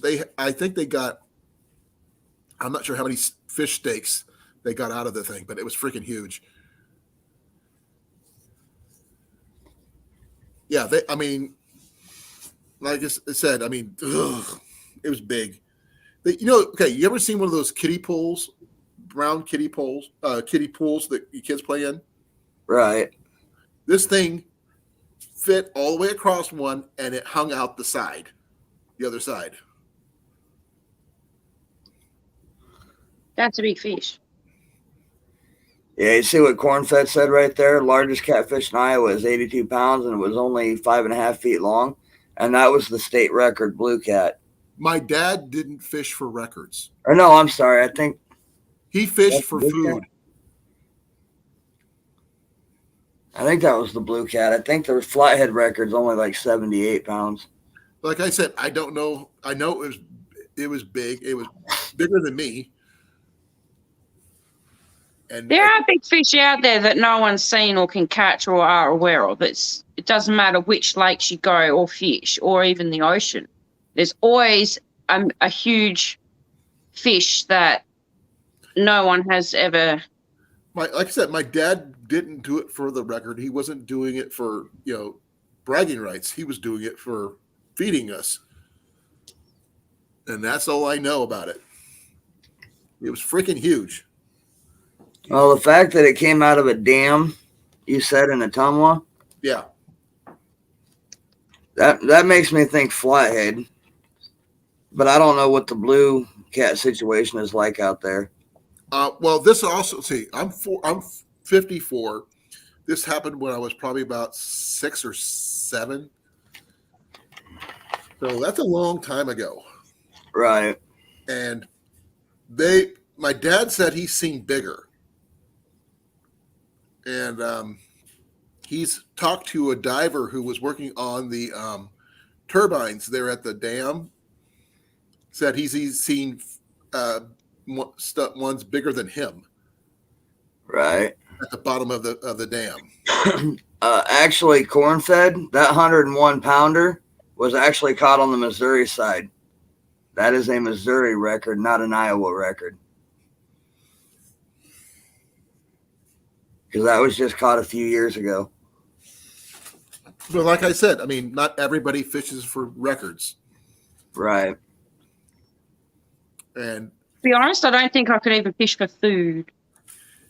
fishing for food is what we're planning on. See, you'll probably be here for the get together for the fishing get together. Yeah. So you're going to be doing some fishing with us here in Iowa. Well, I know we're going to be going to a different spot. That spot we were at last year wasn't that great. No. But I like the idea of the cabin, Mike. So does Jenny. Oh, you're talking about that get together. Okay. Yep. What get together are you on about, Mike? Yeah. I thought he was talking about the one out where he's at. Oh, they're talking about the archery get together thing. Yeah. I got to come up with a better name with that for that too. Now that'd be probably the big thing. Have a big poll for what kind of name you would name something like that, because I like my archery, traditional stuff, because it's a lot of fun. Yeah. I have to go. It's date night with JV, so I have to go. Tell JV about your new mug. Tell me yours. All right, hold it up. I think I'm it gonna just got take some pink in it. Look at it. Look at it. Can you put it on full screen and hold it up? I'll take a screenshot and go. Okay, I can do that. Mine. There you go. Yeah, hold it still. Yep, there we go. Grace, I'll answer your question here in a second. Okay. Is that good? Yep, got it. Okay. Well, it's good to see you all. Yeah. Definitely good to see And you. thank you so usual. much, Jenny. You're welcome. You guys are going to have get a girls' night. You know that, Oh, right? you know we will be. I'll bring You some ain't gonna have a choice. We will be. She See, says like, off you go, she's boys. bringing the booze. See you later. See what now? She's bringing the booze. I don't drink, so I'll have coffee. Okay, bring the coffee then. Oh, Well, then you'll be maybe Jenny's some- problem that night. Maybe some Death Wish coffee or something like that. Black Rifle Coffee Company coffee. That's always good too. Never tried. I did want. I've had Killer Coffee. I love Killer Coffee, but then I seen Death Wish coffee, and it's like I so have to get some of that. And JB was meant to get me some, but I don't know if he has or not. Like I said, I will get you some Kona coffee from Hawaii. So that is some really good coffee. All right, so now we're getting comments in chat right up my alley because this is a debate that we've had in my community for a long time. What's that? Well, Grace asked,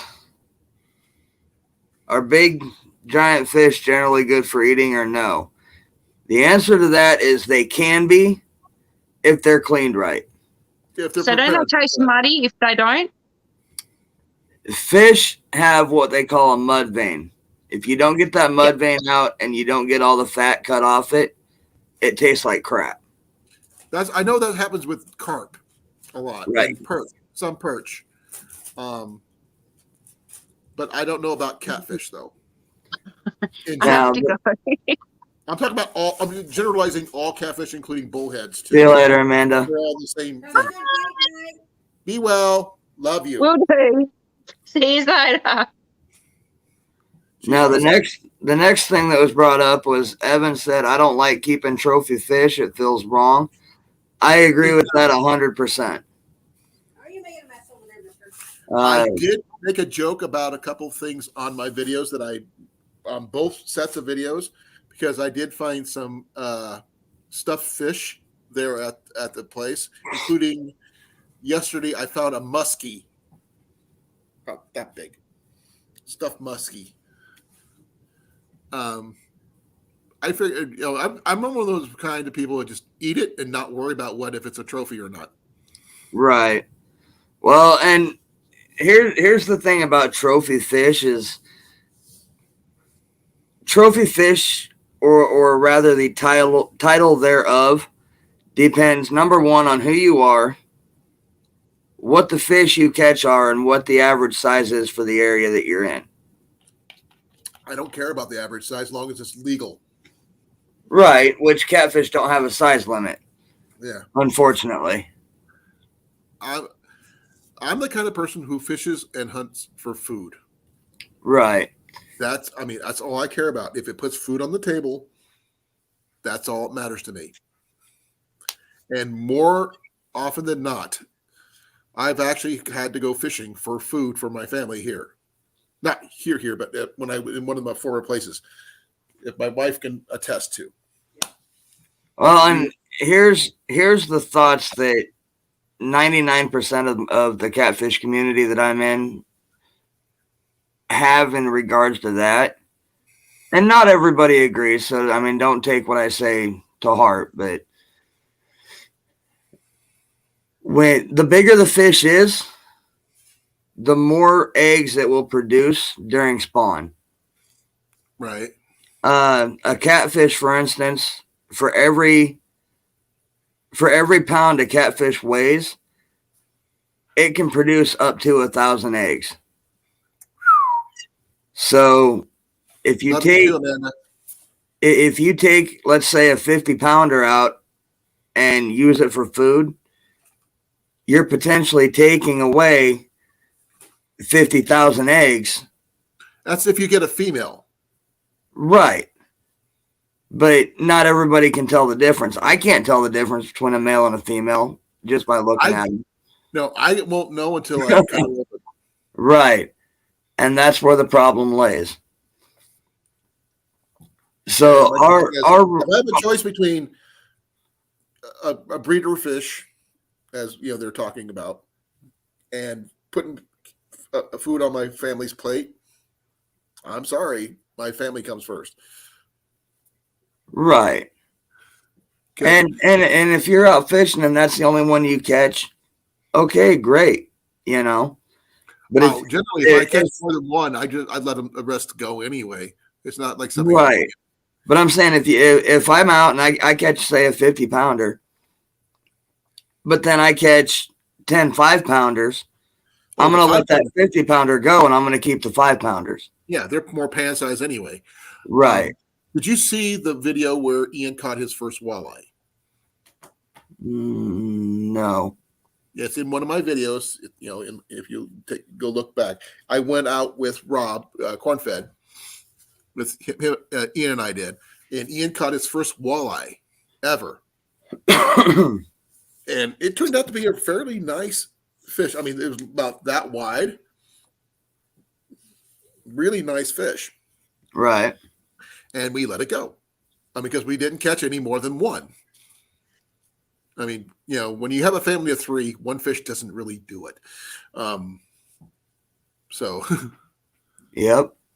Oh, I understand that, Rob, but you know, if one fish lays thousands of eggs, that's a lot of eggs.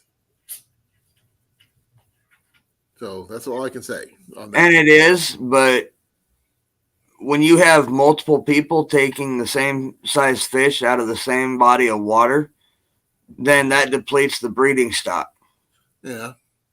And that's where the trouble comes in. There's also multiple species of fish we're dealing with it as well. Not because like where Ian got his walleye was out of the Des Moines River. There's not just one species of fish there.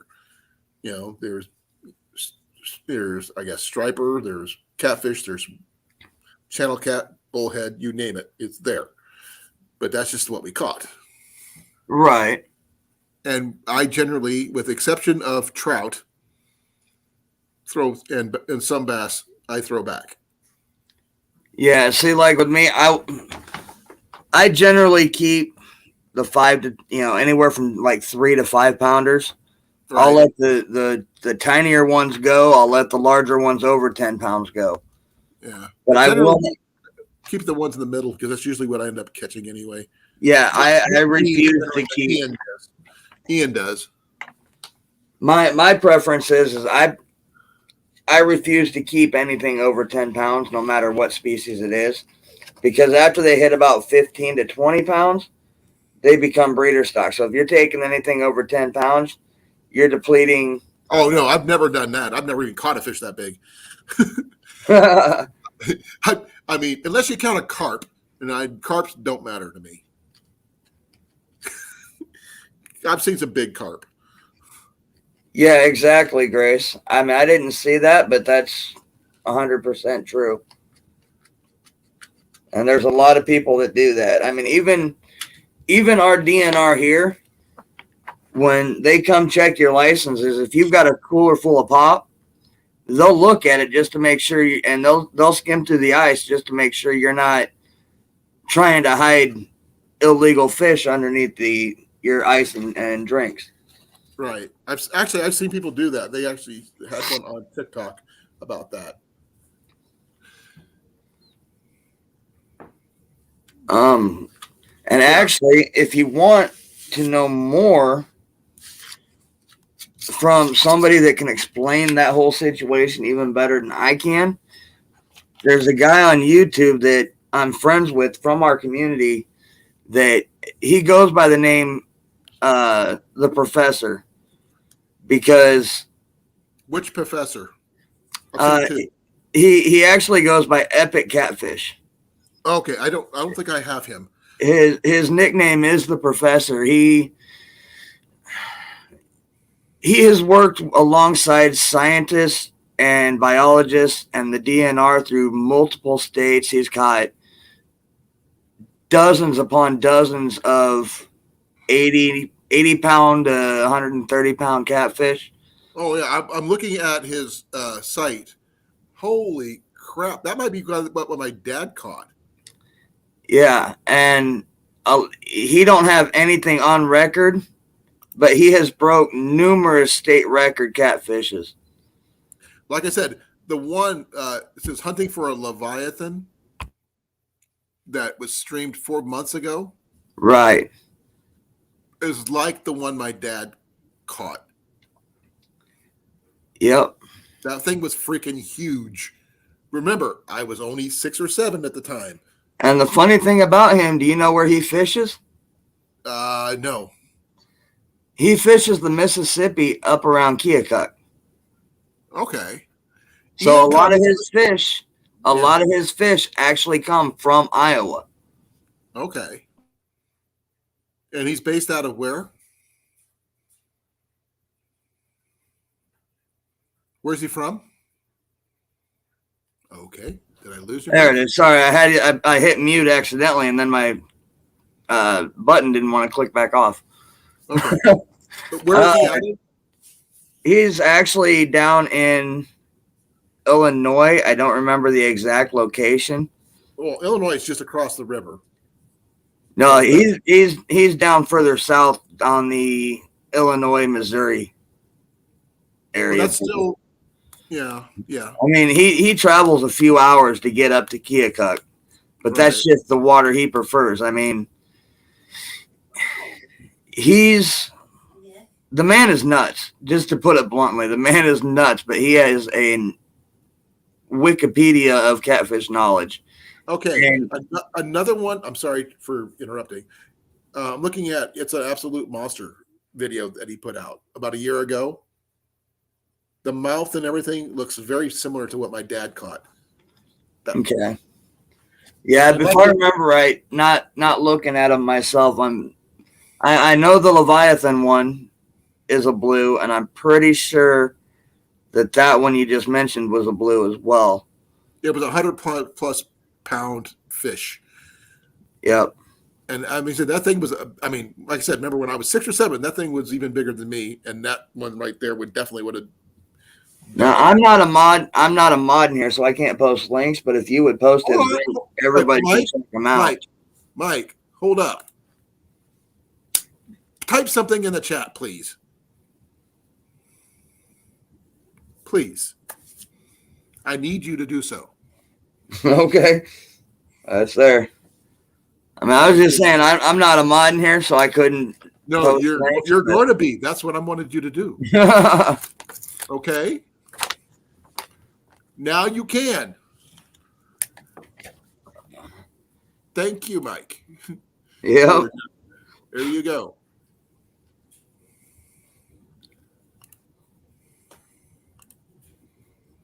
Yeah, this guy here. We actually have a conference coming up in just a couple weeks. I believe it's the 25th and 26th. Check this out. Yeah. So that's the fish he caught. There you go. I showed it. And now thank you for being one of my moderators. I really appreciate Oh, that's no problem. it. Having good moderators is more important. You know, they help a lot.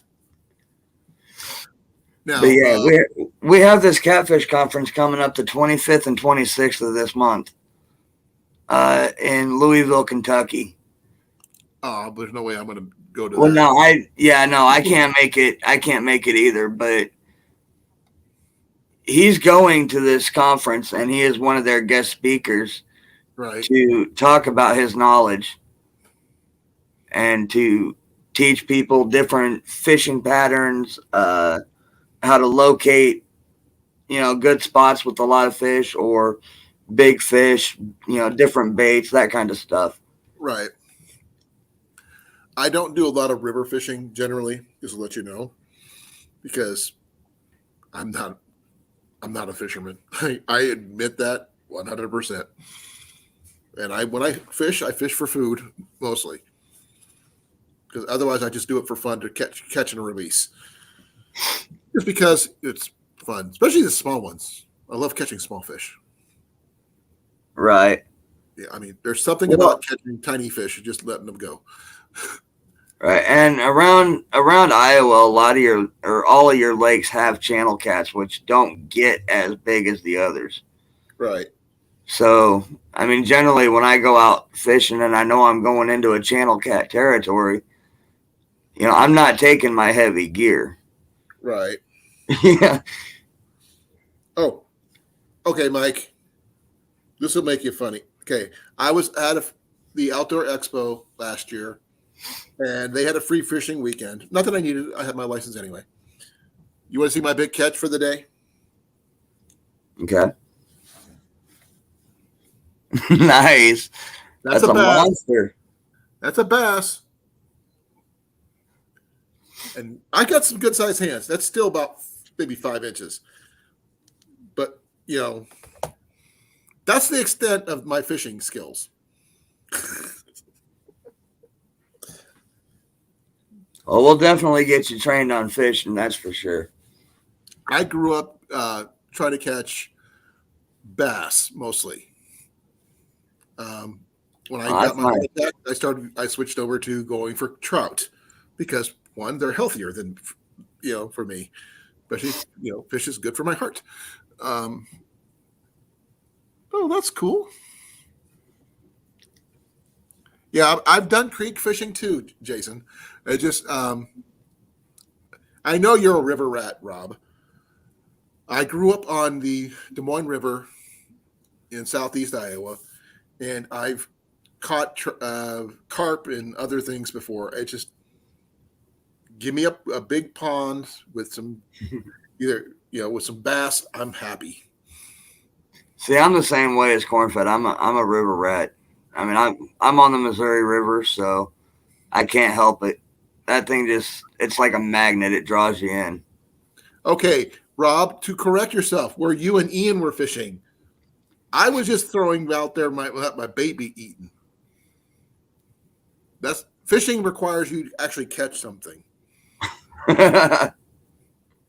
Hence the word fish in the fishing part. If I didn't catch one, it's not fishing. Yeah, there's definitely a difference between fishing and catching. And so I am terrible at fishing. I will admit it. I mean, can I catch a fish? Sure. But everybody can get lucky once in a while. I'm assuming you're done fishing with your cigarette already. Or are you going to stay behind your picture of you and your fish? Oh, it don't matter. I mean, I'm actually finishing up my third cigarette since I've been up here. Ah, So, I'm just like used to talking to a person, not a picture. well, a buddy of mine goes live every morning at 2 a.m. Eastern. And he showed me this, how to get set up with the green screen effect. And so that's actually what that is. I just got to take it off. Yeah. Do you see what Grace posted? She said, that's about how big most of my caught fish are. About 2 fish stick size. Right. Though she said she did catch an 8-inch rock bass last summer. See, and she's probably got the actual rock bass. Yeah, See, we do. Here I call warmouth rock bass because we get them out of the rocks. We don't have the legit rock bass here. I thought we did them in Iowa. Iowa does have them, but not here. Well, you're going to be spending a lot of time here recently, apparently. With JV, and you can come hang out with us anytime you want to. Right. And one of the things I want to do in the future is I want to go bow fishing. And I don't know if we can do it or not, but is there any way we could bow fish for charity? Donate the fish we get to someone who could actually use it. Not just, eat what we catch, obviously, is my thing. But I don't like wasting fish if I don't have to. See, that's a touchy subject. You can always donate it to like homeless shelters and stuff like that. Now, I don't know what they would or how they would do it, if they would want it pre-cleaned, Right. Or if they would be willing to clean it, you just hand it to them and say, here, clean it and feed it to the homeless or whatever. But, and granted, I've never bow fished before, but I know Iowa laws are really strict on what you can and can't shoot. Right. So I know we can do alligator gar. We can do carp, obviously. Yep. And a few others. Right. And I don't like gar anyway because they're just scary looking. See, can you eat those is what I want to know. Yeah, there's a lot of people that love to eat gar. Now, I myself, I use gar for bait. I use carp for bait. But my dad told me when he was growing up, they had a family of 11 kids. Just the kids. 13 total in the family. And that's where I get my thing about fishing for food and hunting for food. right. That's where my dad did it. That's the way I do it. There's no trophies in our house. So what I would like to do if we were to do something like that, anything we get, we find a way to cook and eat. But my dad taught me something growing up, is that you don't always need a pan or a hot rock or whatever to cook a fish. Right. He used clay. Basically, you get a fish, slap it in clay, put it in a fire. And when it was cooked where the clay was hard, you peel it, you pull it out, let it cool down, peel it off, and peel the skin off. The only thing you would have left was the meat. Right. I've only done it once. I barely got it cooked right. Well, I've never done it before. I'm just going by my dad's advice. Yep. Now, Evan had an idea. Evan had an idea there too. Says you could do a paid fish fry and then donate the money, and that's another way you could go about it. That's an idea. No, but I think we might need to get a permit for something. Maybe for the fry itself. Yeah. And I think that would be a good idea, especially if we're doing, a get together for fishing in any way. we could donate that kind of thing to help people. I mean, we get to catch the fish, we get to cook the fish, people get to eat the fish, and someone else gets help. Yep. And we all get to have fun. Yep. And I think that's a worthy cause. And if we get to throw some archery on the side, I'm okay with that too. You know me, I will find a way to get my bow out there somehow. Exactly.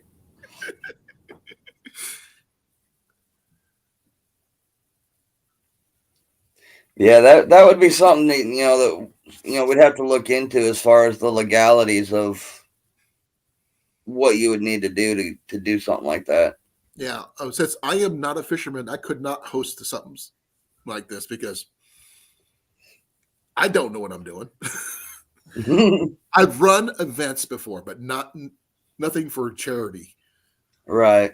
And most of the stuff I've done is like for rainy winter gatherings where, you get a bunch of Renaissance fair folk together in a hotel with a stage, and we do acts. We have, vendors and play Magic the Gathering and Cards Against Humanity. That's pretty much what we did. Or if we had the pool was working, we used that, or the hot tub. We got in the hot tub just to hang out. Yep. That's kind of events I've run before. And my archery range, obviously. But that's about the extent of I can do. But those are mostly for fun. Yeah, exactly. Well, Jason, thank you for coming. Oh, not as much as grass carp, Evan. Grass carp are hated here. I'm not sure if you know much about them, Mike, or not. I know they're all fun to catch. Well, grass carp get bigger than regular carp in what I was told, the Asian carp. Yeah, I mean, and there's a big difference between the two. I mean, they're all invasive, but the one that the state is worried about is the Asian carp, the silver carp. Right. Those are the ones that if you catch one and you get caught putting it back in the water source alive, you get fined. What my dad was told me to do growing up, even with regular carp and perch, throw it up on the bank and leave it. See, now I'll let grass carp and common carp and that kind of stuff go, unless I'm going to use it for bait. Just because I love to catch carp. I've seen some big carp in my day, so I don't remember which one it is, but one of them, the state record here is like 68 pounds. I mean, it's massive. Oh, I bet. And it was actually caught at a lake not too far from where we're going to do that get together. Okay. Yeah, Evan. Sorry, Grace, you're right. We probably would need a food handler certificate and stuff like that. Jenny's actually dealt with some of the health inspectors and stuff like that for food vendor, because she works for a lemonade stand that sells funnel cakes and corn dogs and stuff like that. Right. So she knows a little bit about that, but she doesn't know about the rest. One thing to get things inspector ready, but putting in all the paperwork and all that other stuff, that's a different animal altogether. Especially when you're doing it for charity. And you need somebody who's honest to handle the money too. Yep. I always try to find someone who's going to do that. That's what's the word for it? Neutral? No, that's not right. I can't think of the word, but it'll come to me probably tomorrow morning when I'm doing something else and I have why is that word popping in my head? But that's something we can consider. We'll talk a little more with JV once he gets done with his date night. Right. Too bad we can't rate his date night. Exactly. That would be funny. It would.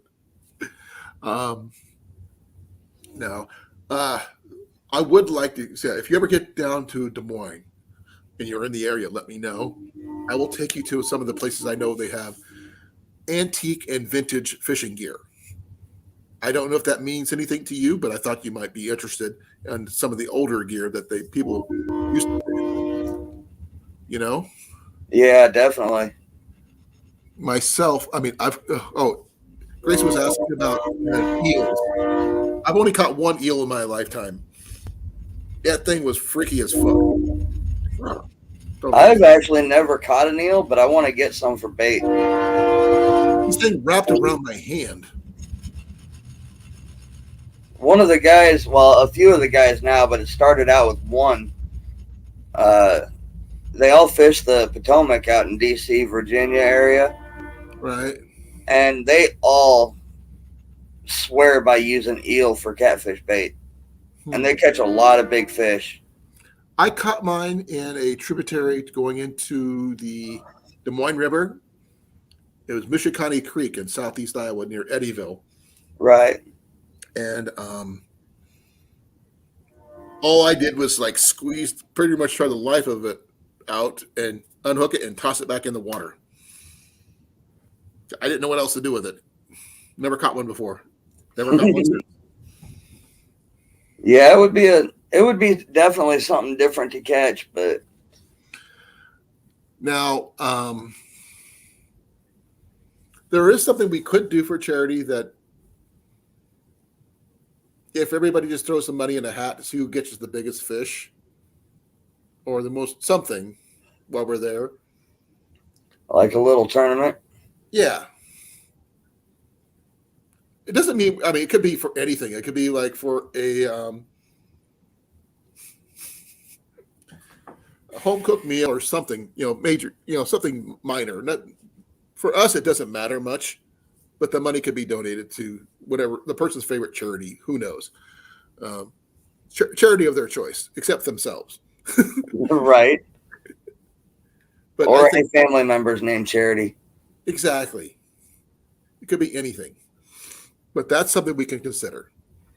And essentially, I will know I will never win because I am the worst. But I can at least have enthusiasm for those who do.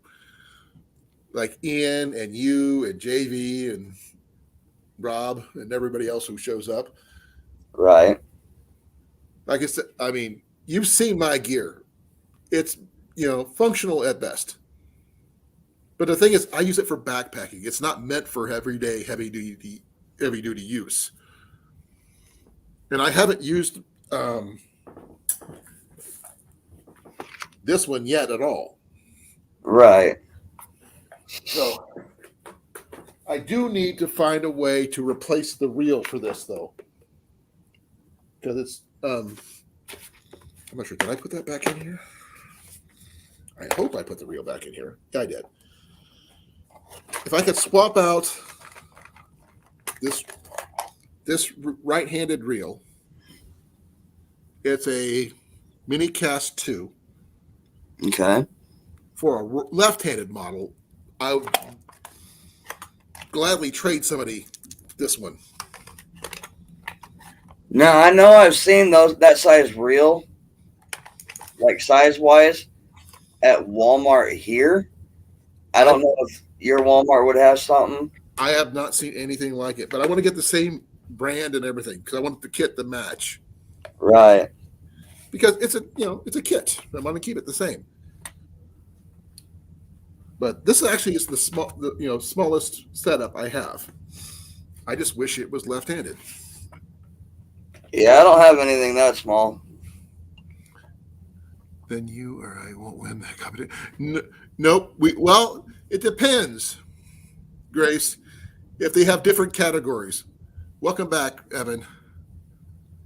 That's perfectly fine. I know you like to fish, Evan. But we could have a gag gift or a prize for the biggest fish or the smallest fish. Just because. Yeah. Oh my God, that would be so obnoxious. Now, are you talking about the get together this spring, or are you talking about the get together out where you're at? I think spring, because that's going to be mostly fishing anyway, Okay. not archery. Could you imagine the prize would be like a big mouth Billy Bass? Right. Well, and I know we had talked about that farmhouse, that had the ponds on it. And if we know how much it's going to cost, I could throw cash that way very easily. That way we can help pay for it.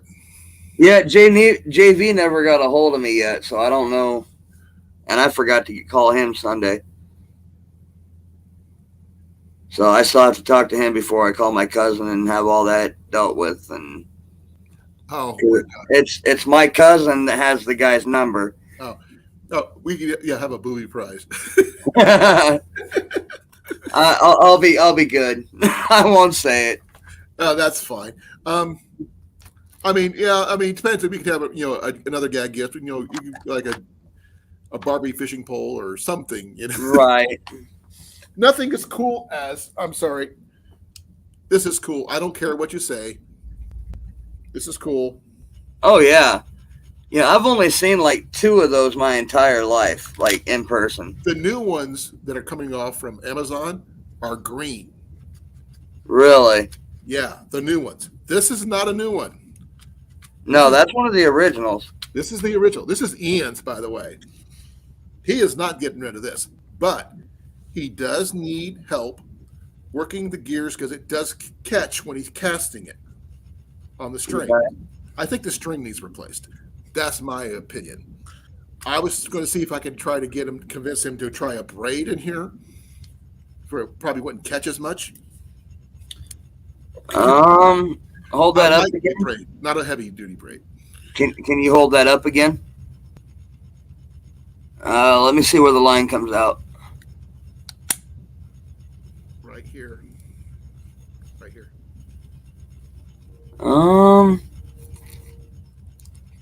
The only thing I would worry about braid is because it's usually multi-strand, anywhere from roughly 4 to about 8 strands per wrap. And if one of those wraps gets caught on anything, all right, it's gonna start tearing that line up, cause a fray. Well, you could try a monofilament line. I don't know. I just think it's really cool. Right? Yeah. I mean, it definitely is. I don't have. That's the other pole. That's the other pole. Ian actually caught a fishing pole with his magnet fishing setup. Here, I'll show you that one. We're gonna find out where I put that.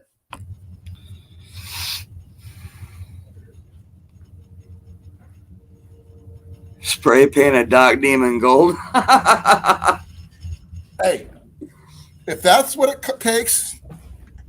But here's what Ian caught. It's a PJ mask pole. Okay. Little kid's fishing pole. This is what he caught with his magnet. Nice. And the thing is, this is all we have on here is a little dilly bobber here. And it casts really smooth for what it is. Right. Yeah, Grace, a Doc Demon is a 38-inch pole that kind of looks like a ice fishing rod. It looks like this. It kind of looks like that. But it's actually made for larger fish. I mean, I've seen 18-pound carp caught on Doc Demons. I've seen 30-pound catfish caught on Doc Demons.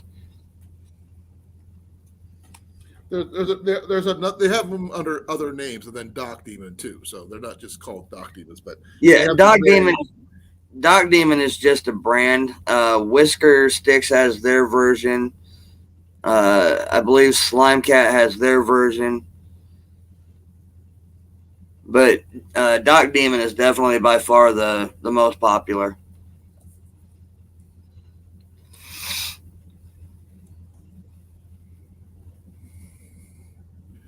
Okay, they have the Ugly Stick Dock Runner. Yep. They got the Dock Demon Red. They got the. These are by Zepco, by the way. The Dock Demons are by Zepco. Yep.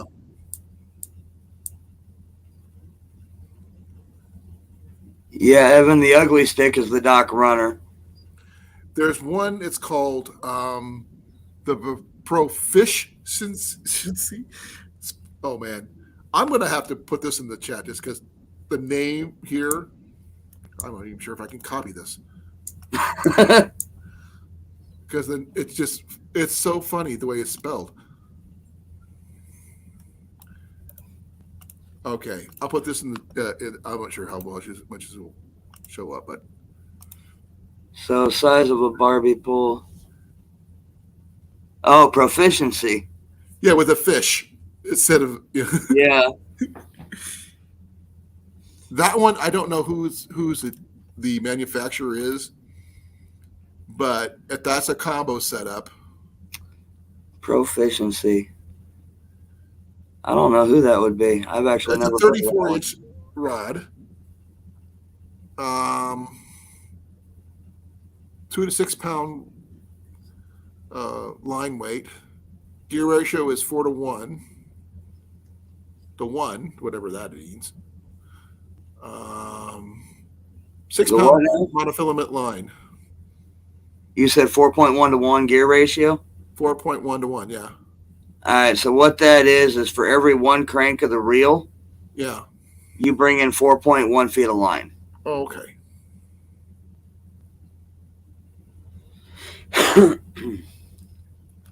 I'm not sure which. I think I would want the Dock Runner because it's a more of an open face reel.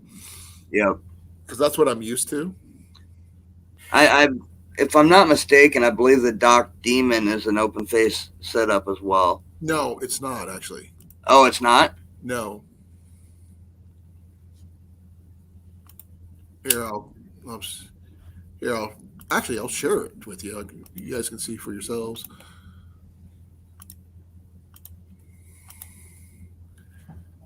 See, there's a Dock Demon. Oh, okay. Now, the one I was talking about was, give me a second, let me back up. Was this one? Nope, not that one. Where's it at? Here's the Dock. Yeah, here's the Dock Runner. Okay. Like I said, I'd be more comfortable with a Dock Runner, but that's what I'm used to because I could probably switch it left and right-handed better too. Yeah, usually with those, it's just that one screw, take the handle out, flip the sides, put it back. Right, but the other ones are harder because usually they're just like some of them are dual-handed, some of them aren't, and usually open face reels like this one on the Dock Runner are dual-handed. So yeah, that's a Shakespeare. That would definitely be dual-handed. Yeah. Yep. And Evan says that Dock Demons have both open and closed face. Well, I'm going off the website right now, and I'm looking. I'll see if I can find the open. Let me see, what's that one? That's a different thing altogether. That's not even the same thing. I'm backtracking a little bit, so bear with me here.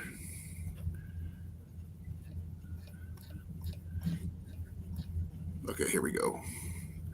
Yeah, okay, here's the open face Dock Demon. Yep. But that's a seriously heavy duty, expensive. $44 for that one. Oh yeah. To the $14 for the Dock Runner. So. But here's the thing: is if you look at that and you look at the specs on it, I'm betting that one's probably a 4.4 to 1 or better, and it's probably got up to a 8 or 10 pound test line hold. Okay, I'm looking. Actually, I got it right here. I'm not seeing that. It does say changeable left and right-handed, which is really nice. which makes sense. This is also the same kind of reel I would use for ice fishing, just to let you know. Just because I prefer a real reel to a so-called ice fishing rod.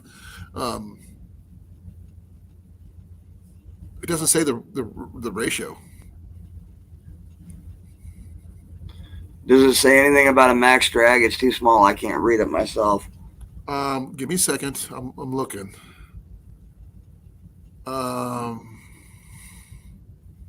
Powertrain drag is all it says.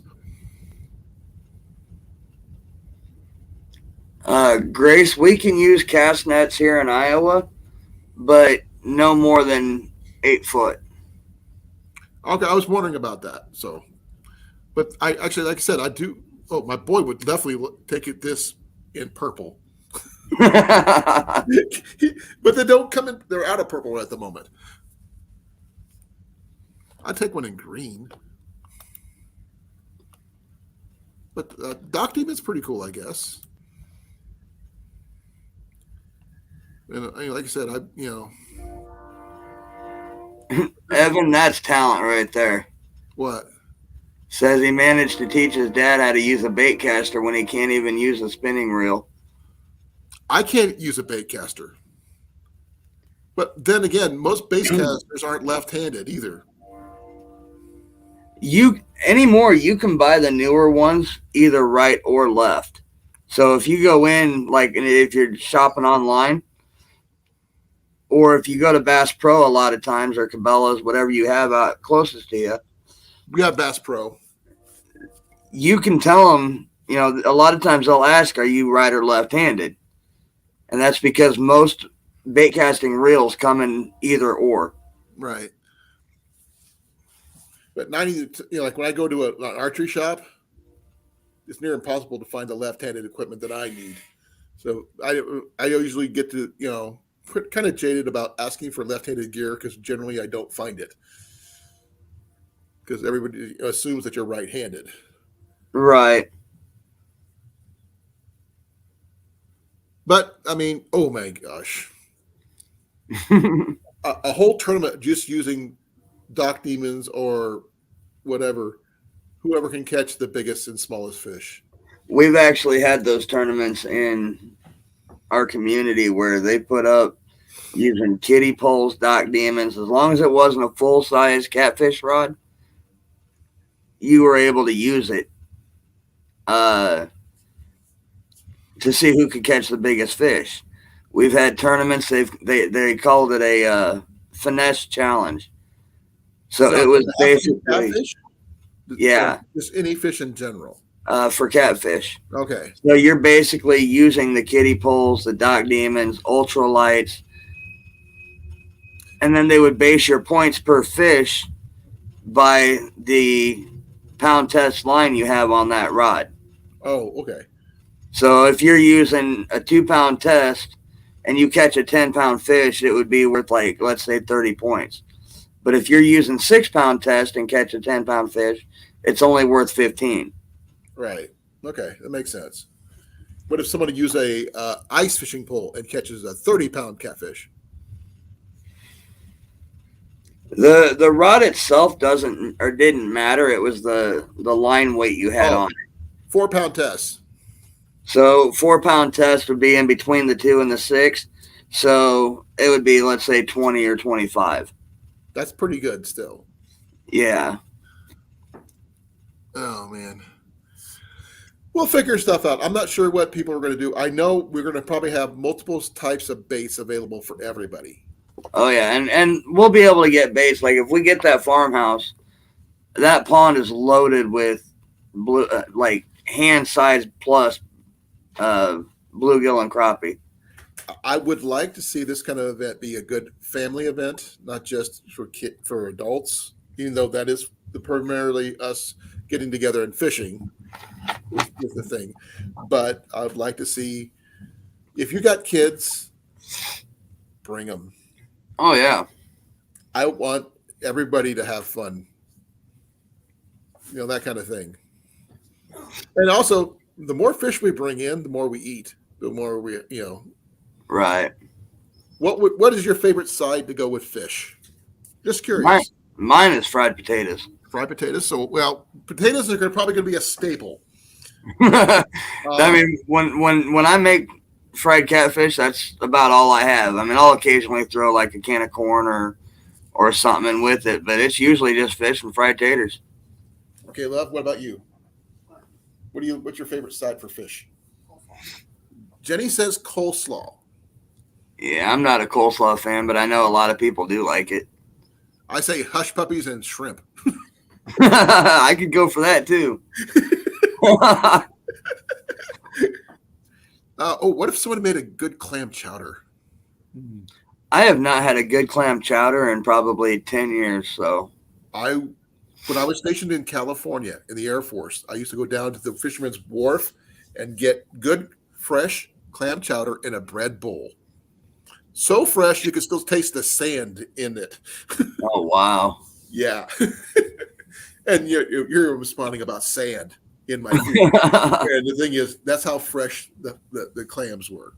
And the bread bowl, you had to eat. You could eat the whole thing. I mean, Right. I gained so much weight eating those things. But I think we could do something that'll be a lot of fun for everybody. And for those people who don't like fish, like Cliff, if he would ever show up, which I doubt, but wishful thinking. We'll find. We'll have more than just fish to eat. We'll have burgers. We'll have dogs. We'll have brats. Whatever. Crispy fried potatoes. Exactly, Grace. Oh yeah. I liked the cubed potatoes. The like breakfast potatoes. Right. Those are fried and spiced and that kind of thing. Those are always good. Mashed potatoes, if you like them that way, we have some mashed or smashed, depending on how you want to pronounce it. It's going to be a fat kid's heaven, that's for sure. Pretty much. A lot of starchy food. A heck of a lot of starchy foods. Oh, yeah. But for drinks wise, those who drink beer will have beer. Those who like soda will have soda. Those who like tea, water, milk, if necessary, will have all of that. Or coffee, in Mandy's case. We'll have it available some way, somehow. The kitchen is definitely going to be open 24/7 because a lot of us are not going to sleep much. Just because we're going to be just sitting around the campfire, just talking mostly. If we're not already out there fishing, like you would probably be out late night fishing. Oh, yeah. Well, and that would depend too. I mean, when JV and I got together this last spring and went out there, we had the cabin on the lake, and I think out of 2 or 3 days that we were there, I think we slept a total of like 6 hours. And the rest of the time we were fishing. We were, that Sunday he did his Bible study, traveling from lake to lake, pond to pond. I got family out there, so I was visiting with them. Well, a lot of talking, in other words. Oh yeah. Okay. Grace is going on a potato kick right now. Potatoes O'Brien. Oh, a good set of hash browns never hurt anybody. Oh yeah. Especially for breakfast. Hash browns with some hot sauce. And bacon. You can't go wrong with bacon. And like I was telling JV, we have a Sam's Club membership. Right. So we can get stuff in bulk.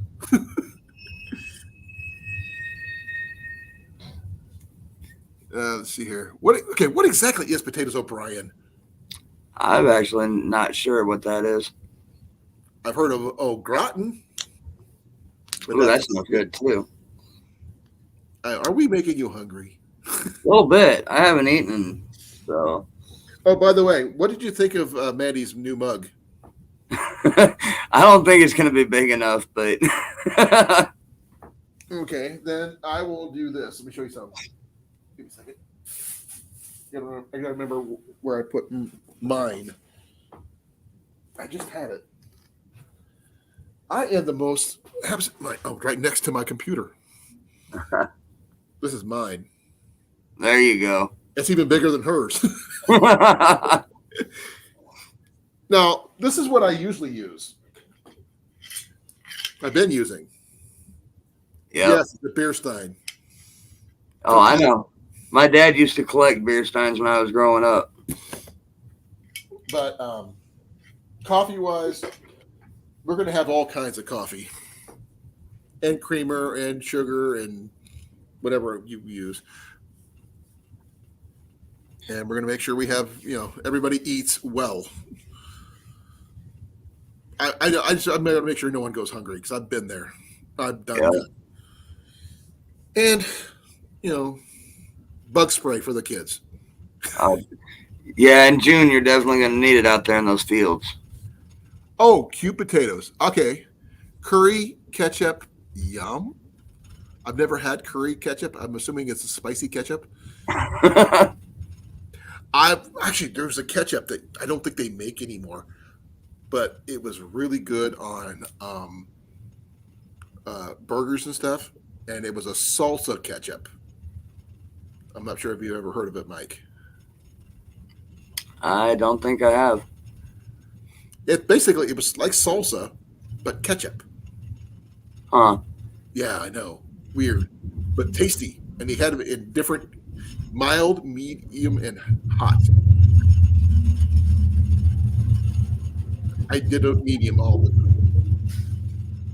Yes, I know, Evan. You're not 18. You're only 16. And we cannot transport you across state lines. It is illegal. Nope. Now, if you can convince your parents to come with you, or one of your parents, or an older sibling who is old enough, then maybe. That's all I can suggest. Otherwise, I'm sorry. Right, Mike? That's it. So, even though he's 6'4" and all that other stuff, he's still only 16. Yeah, law don't look at how tall you are; they look at your age. Yep. You may look like you're 22. If you're still 16, you're still 16. Yep. But one of these days you won't be, and then you'll be able to do all the stuff that we do with us, not just talk to us about it. Like I can hope to invite Mike to come up and do some backpacking with me up at Yellow River this year. I don't think he can make it, but it doesn't hurt to invite him. Right. Get you some trout fishing under your belt. I think that might be fun. What do you think? I only have one place here that I can go trout fishing, and I have actually never done it. So I'd be willing. I'd be up to give it a shot. Okay. Let's see here. One thing about where we're at, Yellow River is at, it's only like 7 or 8 miles from the Mississippi River. Okay. So it's, let's see here. Give me a moment here. I've got to remember my maps here.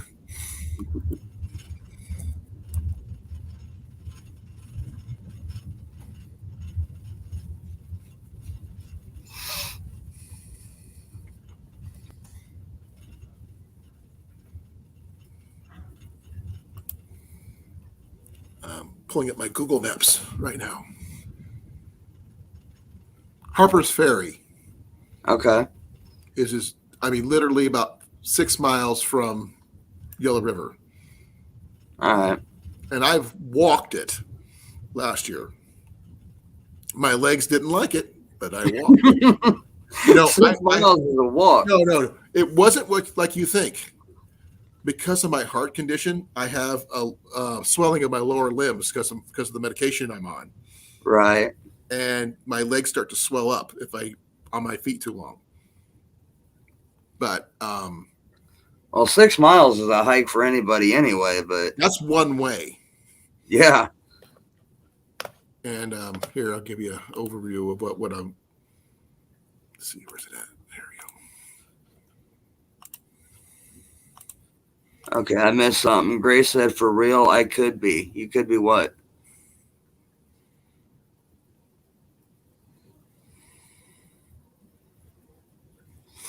I don't know. I think I only I see half of it. Oh, could be her grandmother. Oh, okay.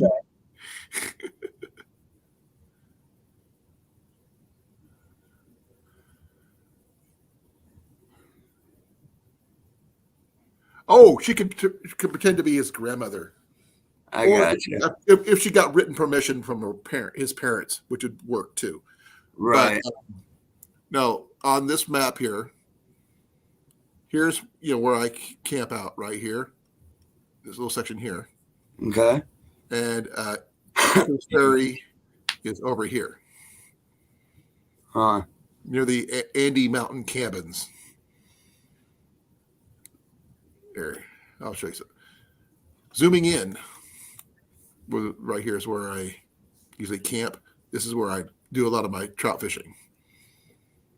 But my backpacking is up. is way up and around. Oh, wow. There's 4 campsites. There's like, oh man, I'm trying to remember the names.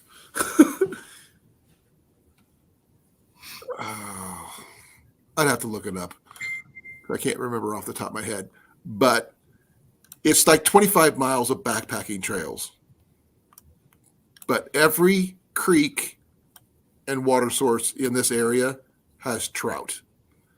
There is one pond here that has bass.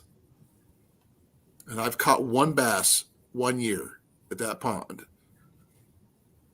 And it's usually right along in this area here somewhere.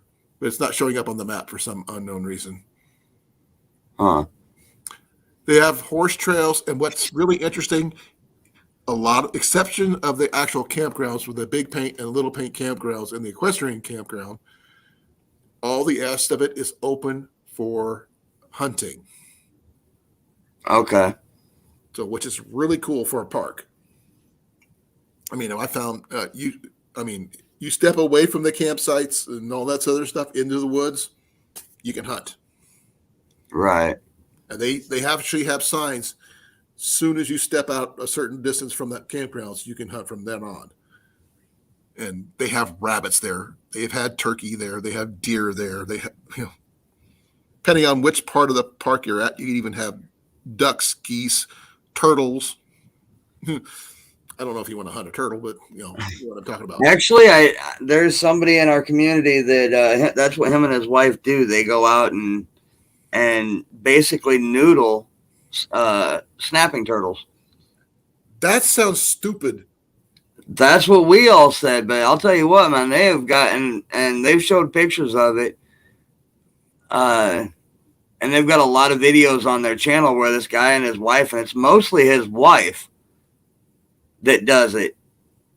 And I mean, we're talking turtles that are massive. Right.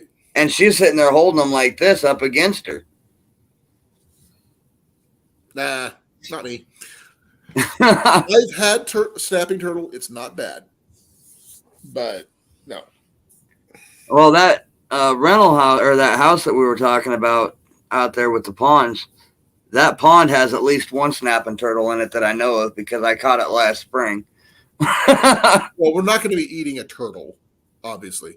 But I would like to, if somebody did catch it, we relocate it somewhere else for kids' safety at the very least. Well, actually, that one there, that's where they want it because it was actually my cousin that released it into that pond at the owner's request. Oh, okay. Okay, Yeah. That's different. I mean, well, we'll put it in a pond on the property, but away from the kids. It can travel wherever it wants to. It just Right. We just want to keep it away from the kids. If there's like little ones, because most kids want to poke it with a stick and That's one thing you don't want to do with a snapping turtle. Yeah, we just let it go and let it go right back into the pond, and it just swam away. So No, Evan, no fake ID. That's the first. It's a good way of getting us put in jail. yeah. We do not wish to do that. Now, though, if he had permission from his parents and it was during the summer and he's 16, he could drive himself. Possibly. I don't know what the rules would be on something like that. If he drove himself, I'm not real sure. Because he's old enough to have a license. Right. Now, I guess that would depend, too, on where he's at. Yeah, he's Ohio. Okay, yeah, so he's like multiple states. Right. So he'd have to go through Illinois and Iowa to get to Illinois and get here. See, like if he was in, like where I'm at, if you're in Nebraska and you're 16, they're okay with you coming to Iowa. But if you're going across multiple states, I'm not sure how that would be. He said he can't drive himself across state lines. So apparently that's a no. When's your birthday, Evan? I'm curious. If it's before June, because that's when we were planning, and through Indiana. Well, either way, if he's only 16, he still has another year to go after that. Well, I mean, if he's 17, before then, that might change things. That's true. I don't know when his birthday is, so I can't answer that question. But also, May 25th. Okay. Actually, he'll be 17 before this things goes on anyway. But like I said, if you had a parental guardian or something who could come with you, that's a whole different ballgame. Like an older sibling or your parents or an uncle or an aunt or whatever. Or your adopted grandma, Grace. Actually, that would take a lot of talking with the parental units and stuff like that. Right. So Ian himself is going to be 16 by that time. So he's going to be one of the younger of the fishermen. But he's going to be out there like everybody else. He's going to be using everything in his tackle box. And it looks like a bomb went off in that tackle box, just to let you know. No, there's a reason for it because everything he has, lure-wise and everything, is all scrounged from the banks of every place he's ever been. He doesn't go out and buy stuff. He finds it. So I'm back to walking. Still same problem, cross state lines, Evan. Somebody get them. We got a bot. I got it. How's it feel to be a moderator? Oh, if you knew how many channels I was a mod on. Well, you're now a mod of mine. This is the mod squad. Okay.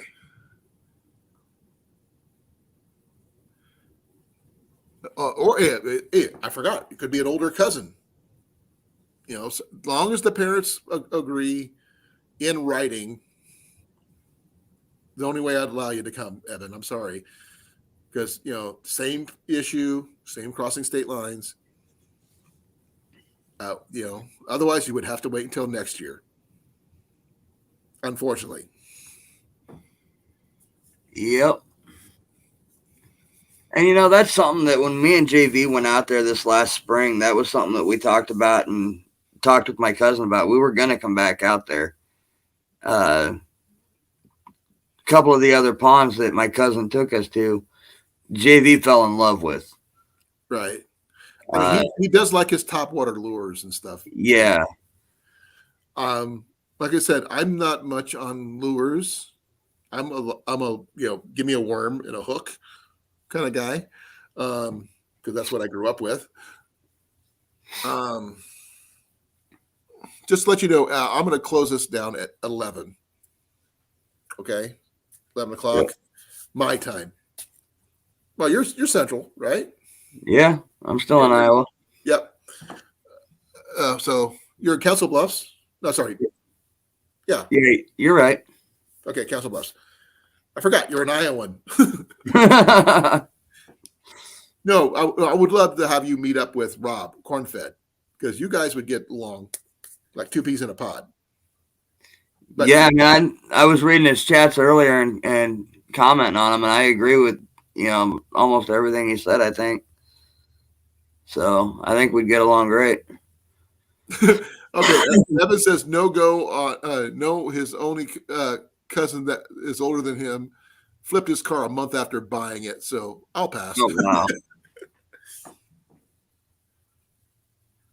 Yep, Evan. Yeah, don't you want were- you killing yourself.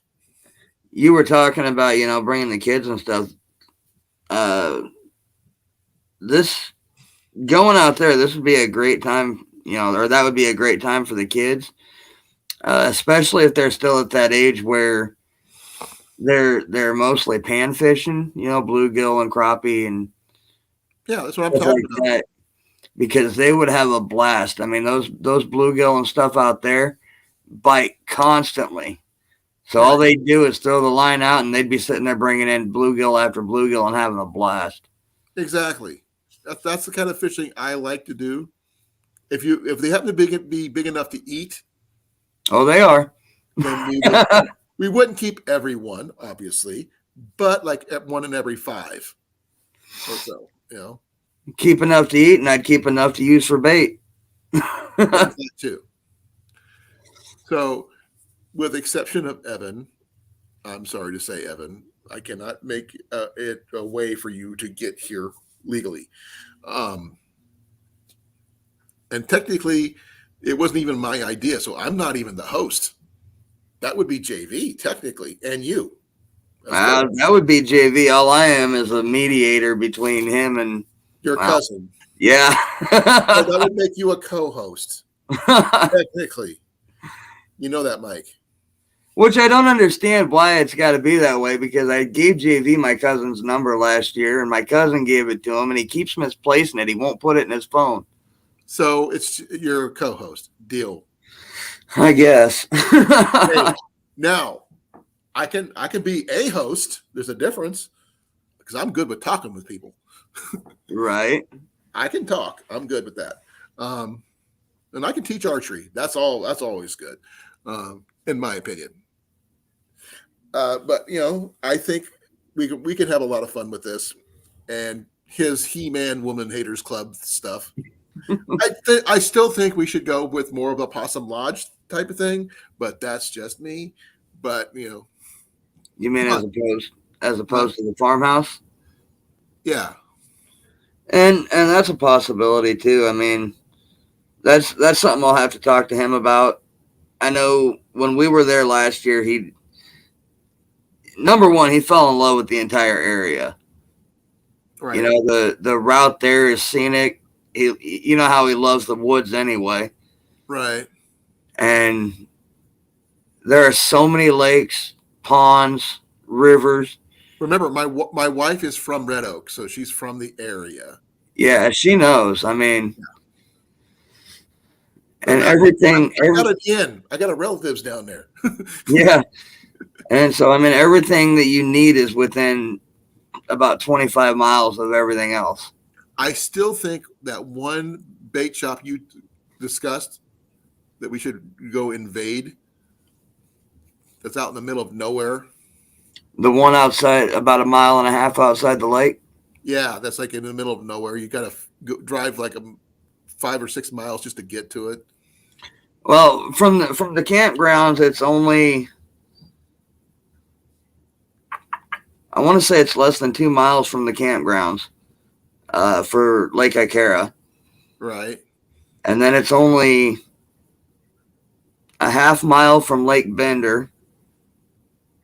But I mean, that's just how close those two lakes are to each other. yeah, but you're going from the town to get to yeah, if you're going from the town, it's about 6 miles. That's how we found it by accident. And like I said, we got there, but it was closed. Yep. Can you imagine how much advertising that place would get with all those YouTubers showing up? Oh, yeah. It's like, okay, like my original title of my video about the picker nose and all the stuff that we found today. And the 2 videos that I made, which is really weird. I made 2 videos in 2 days about the same place.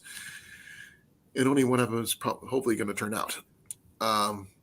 The picker nose actually asked us about my website, this right here, my web channel, when we're going to be on, and they would basically push it on their Facebook page and stuff like that, which is really freaking cool. Hey, Cliff. Hey, Victoria. I actually was thinking about you today. One of the things I found at the picker nose was a bicycle that was completely covered in crocheted yarn. It was like really interesting. Thank you for coming, Victoria. Cliff is here somewhere. That's what I was just looking. I didn't see anybody else come in. I didn't either, but she's saying hello, Cliff. Okay, I don't see Cliff. I mean, I don't know what his channel is, but it's Foxhead Outdoors. Oh, okay. It's because he timed out that bot.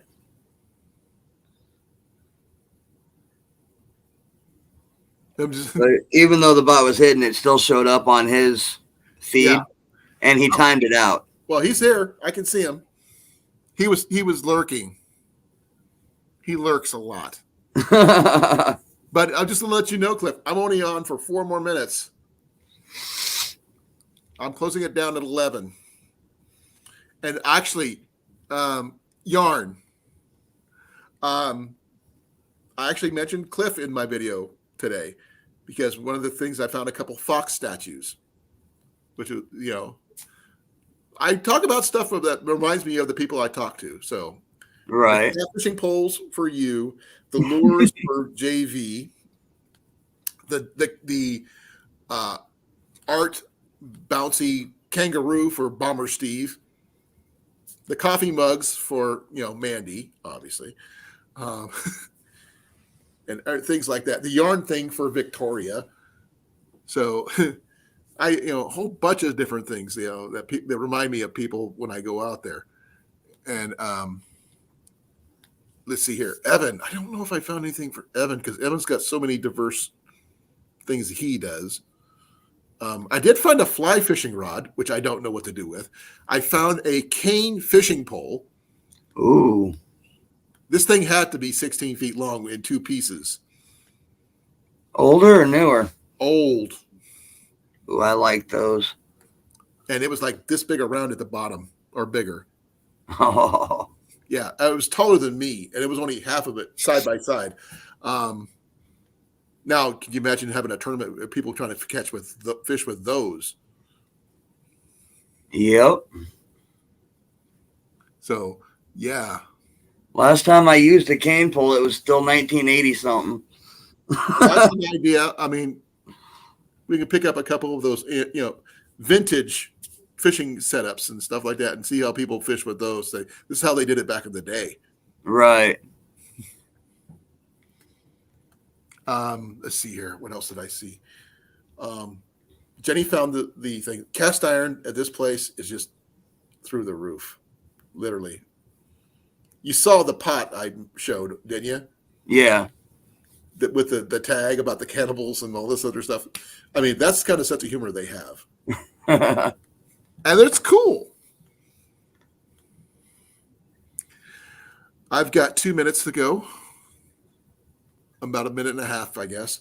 So I'm going to start winding it down. Mike, thank you for coming. And thank you for co-hosting with me today. Hey, no problem. I always use a good co-host. Somebody to be a soundboard for me, and I could be a soundboard for them.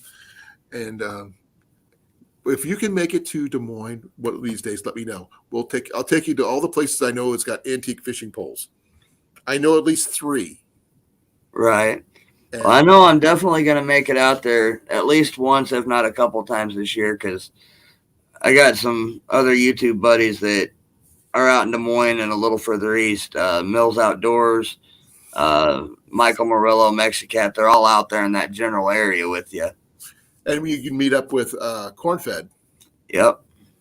I mean, we'll get corn-fed in there with us when we do our big fishing thing, as well as the archery thing. So that'd be kind of cool.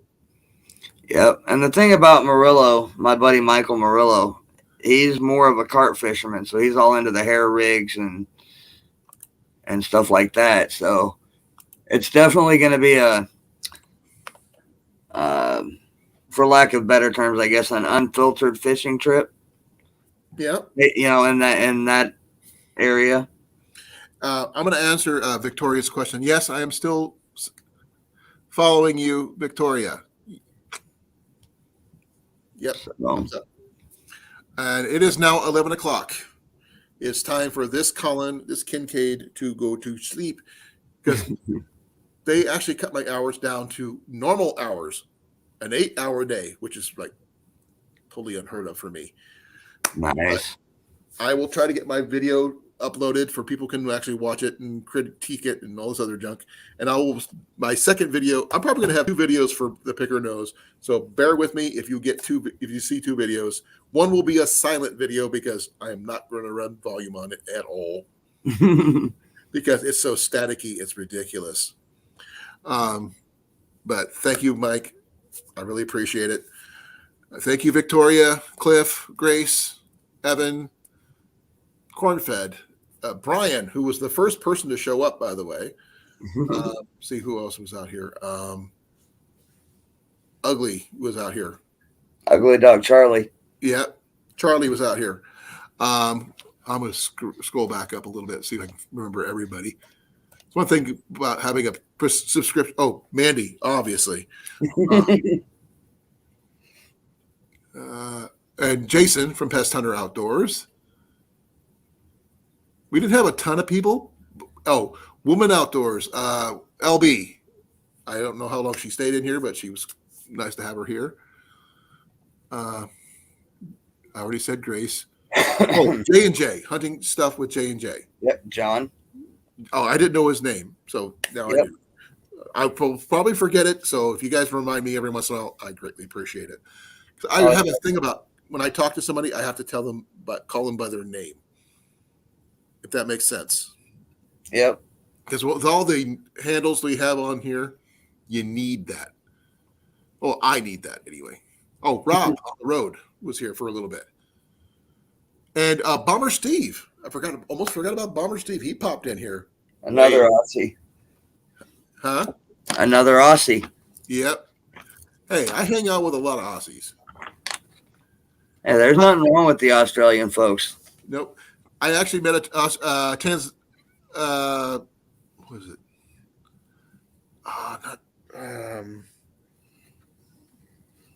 Not Australian, but right next to it. New Zealander. Oh, okay. And I've got Tristan from Gamefowl Outdoors. He's also from Ohio, I believe. But I have to go, folks. Thank you for coming. Love you all. All right. Well, thanks for having me up, Colin. Always a pleasure, brother. I will And talk to you later. I'll we'll be back try on to Thursday. All right. Bye, Later, everybody. everyone. Good night.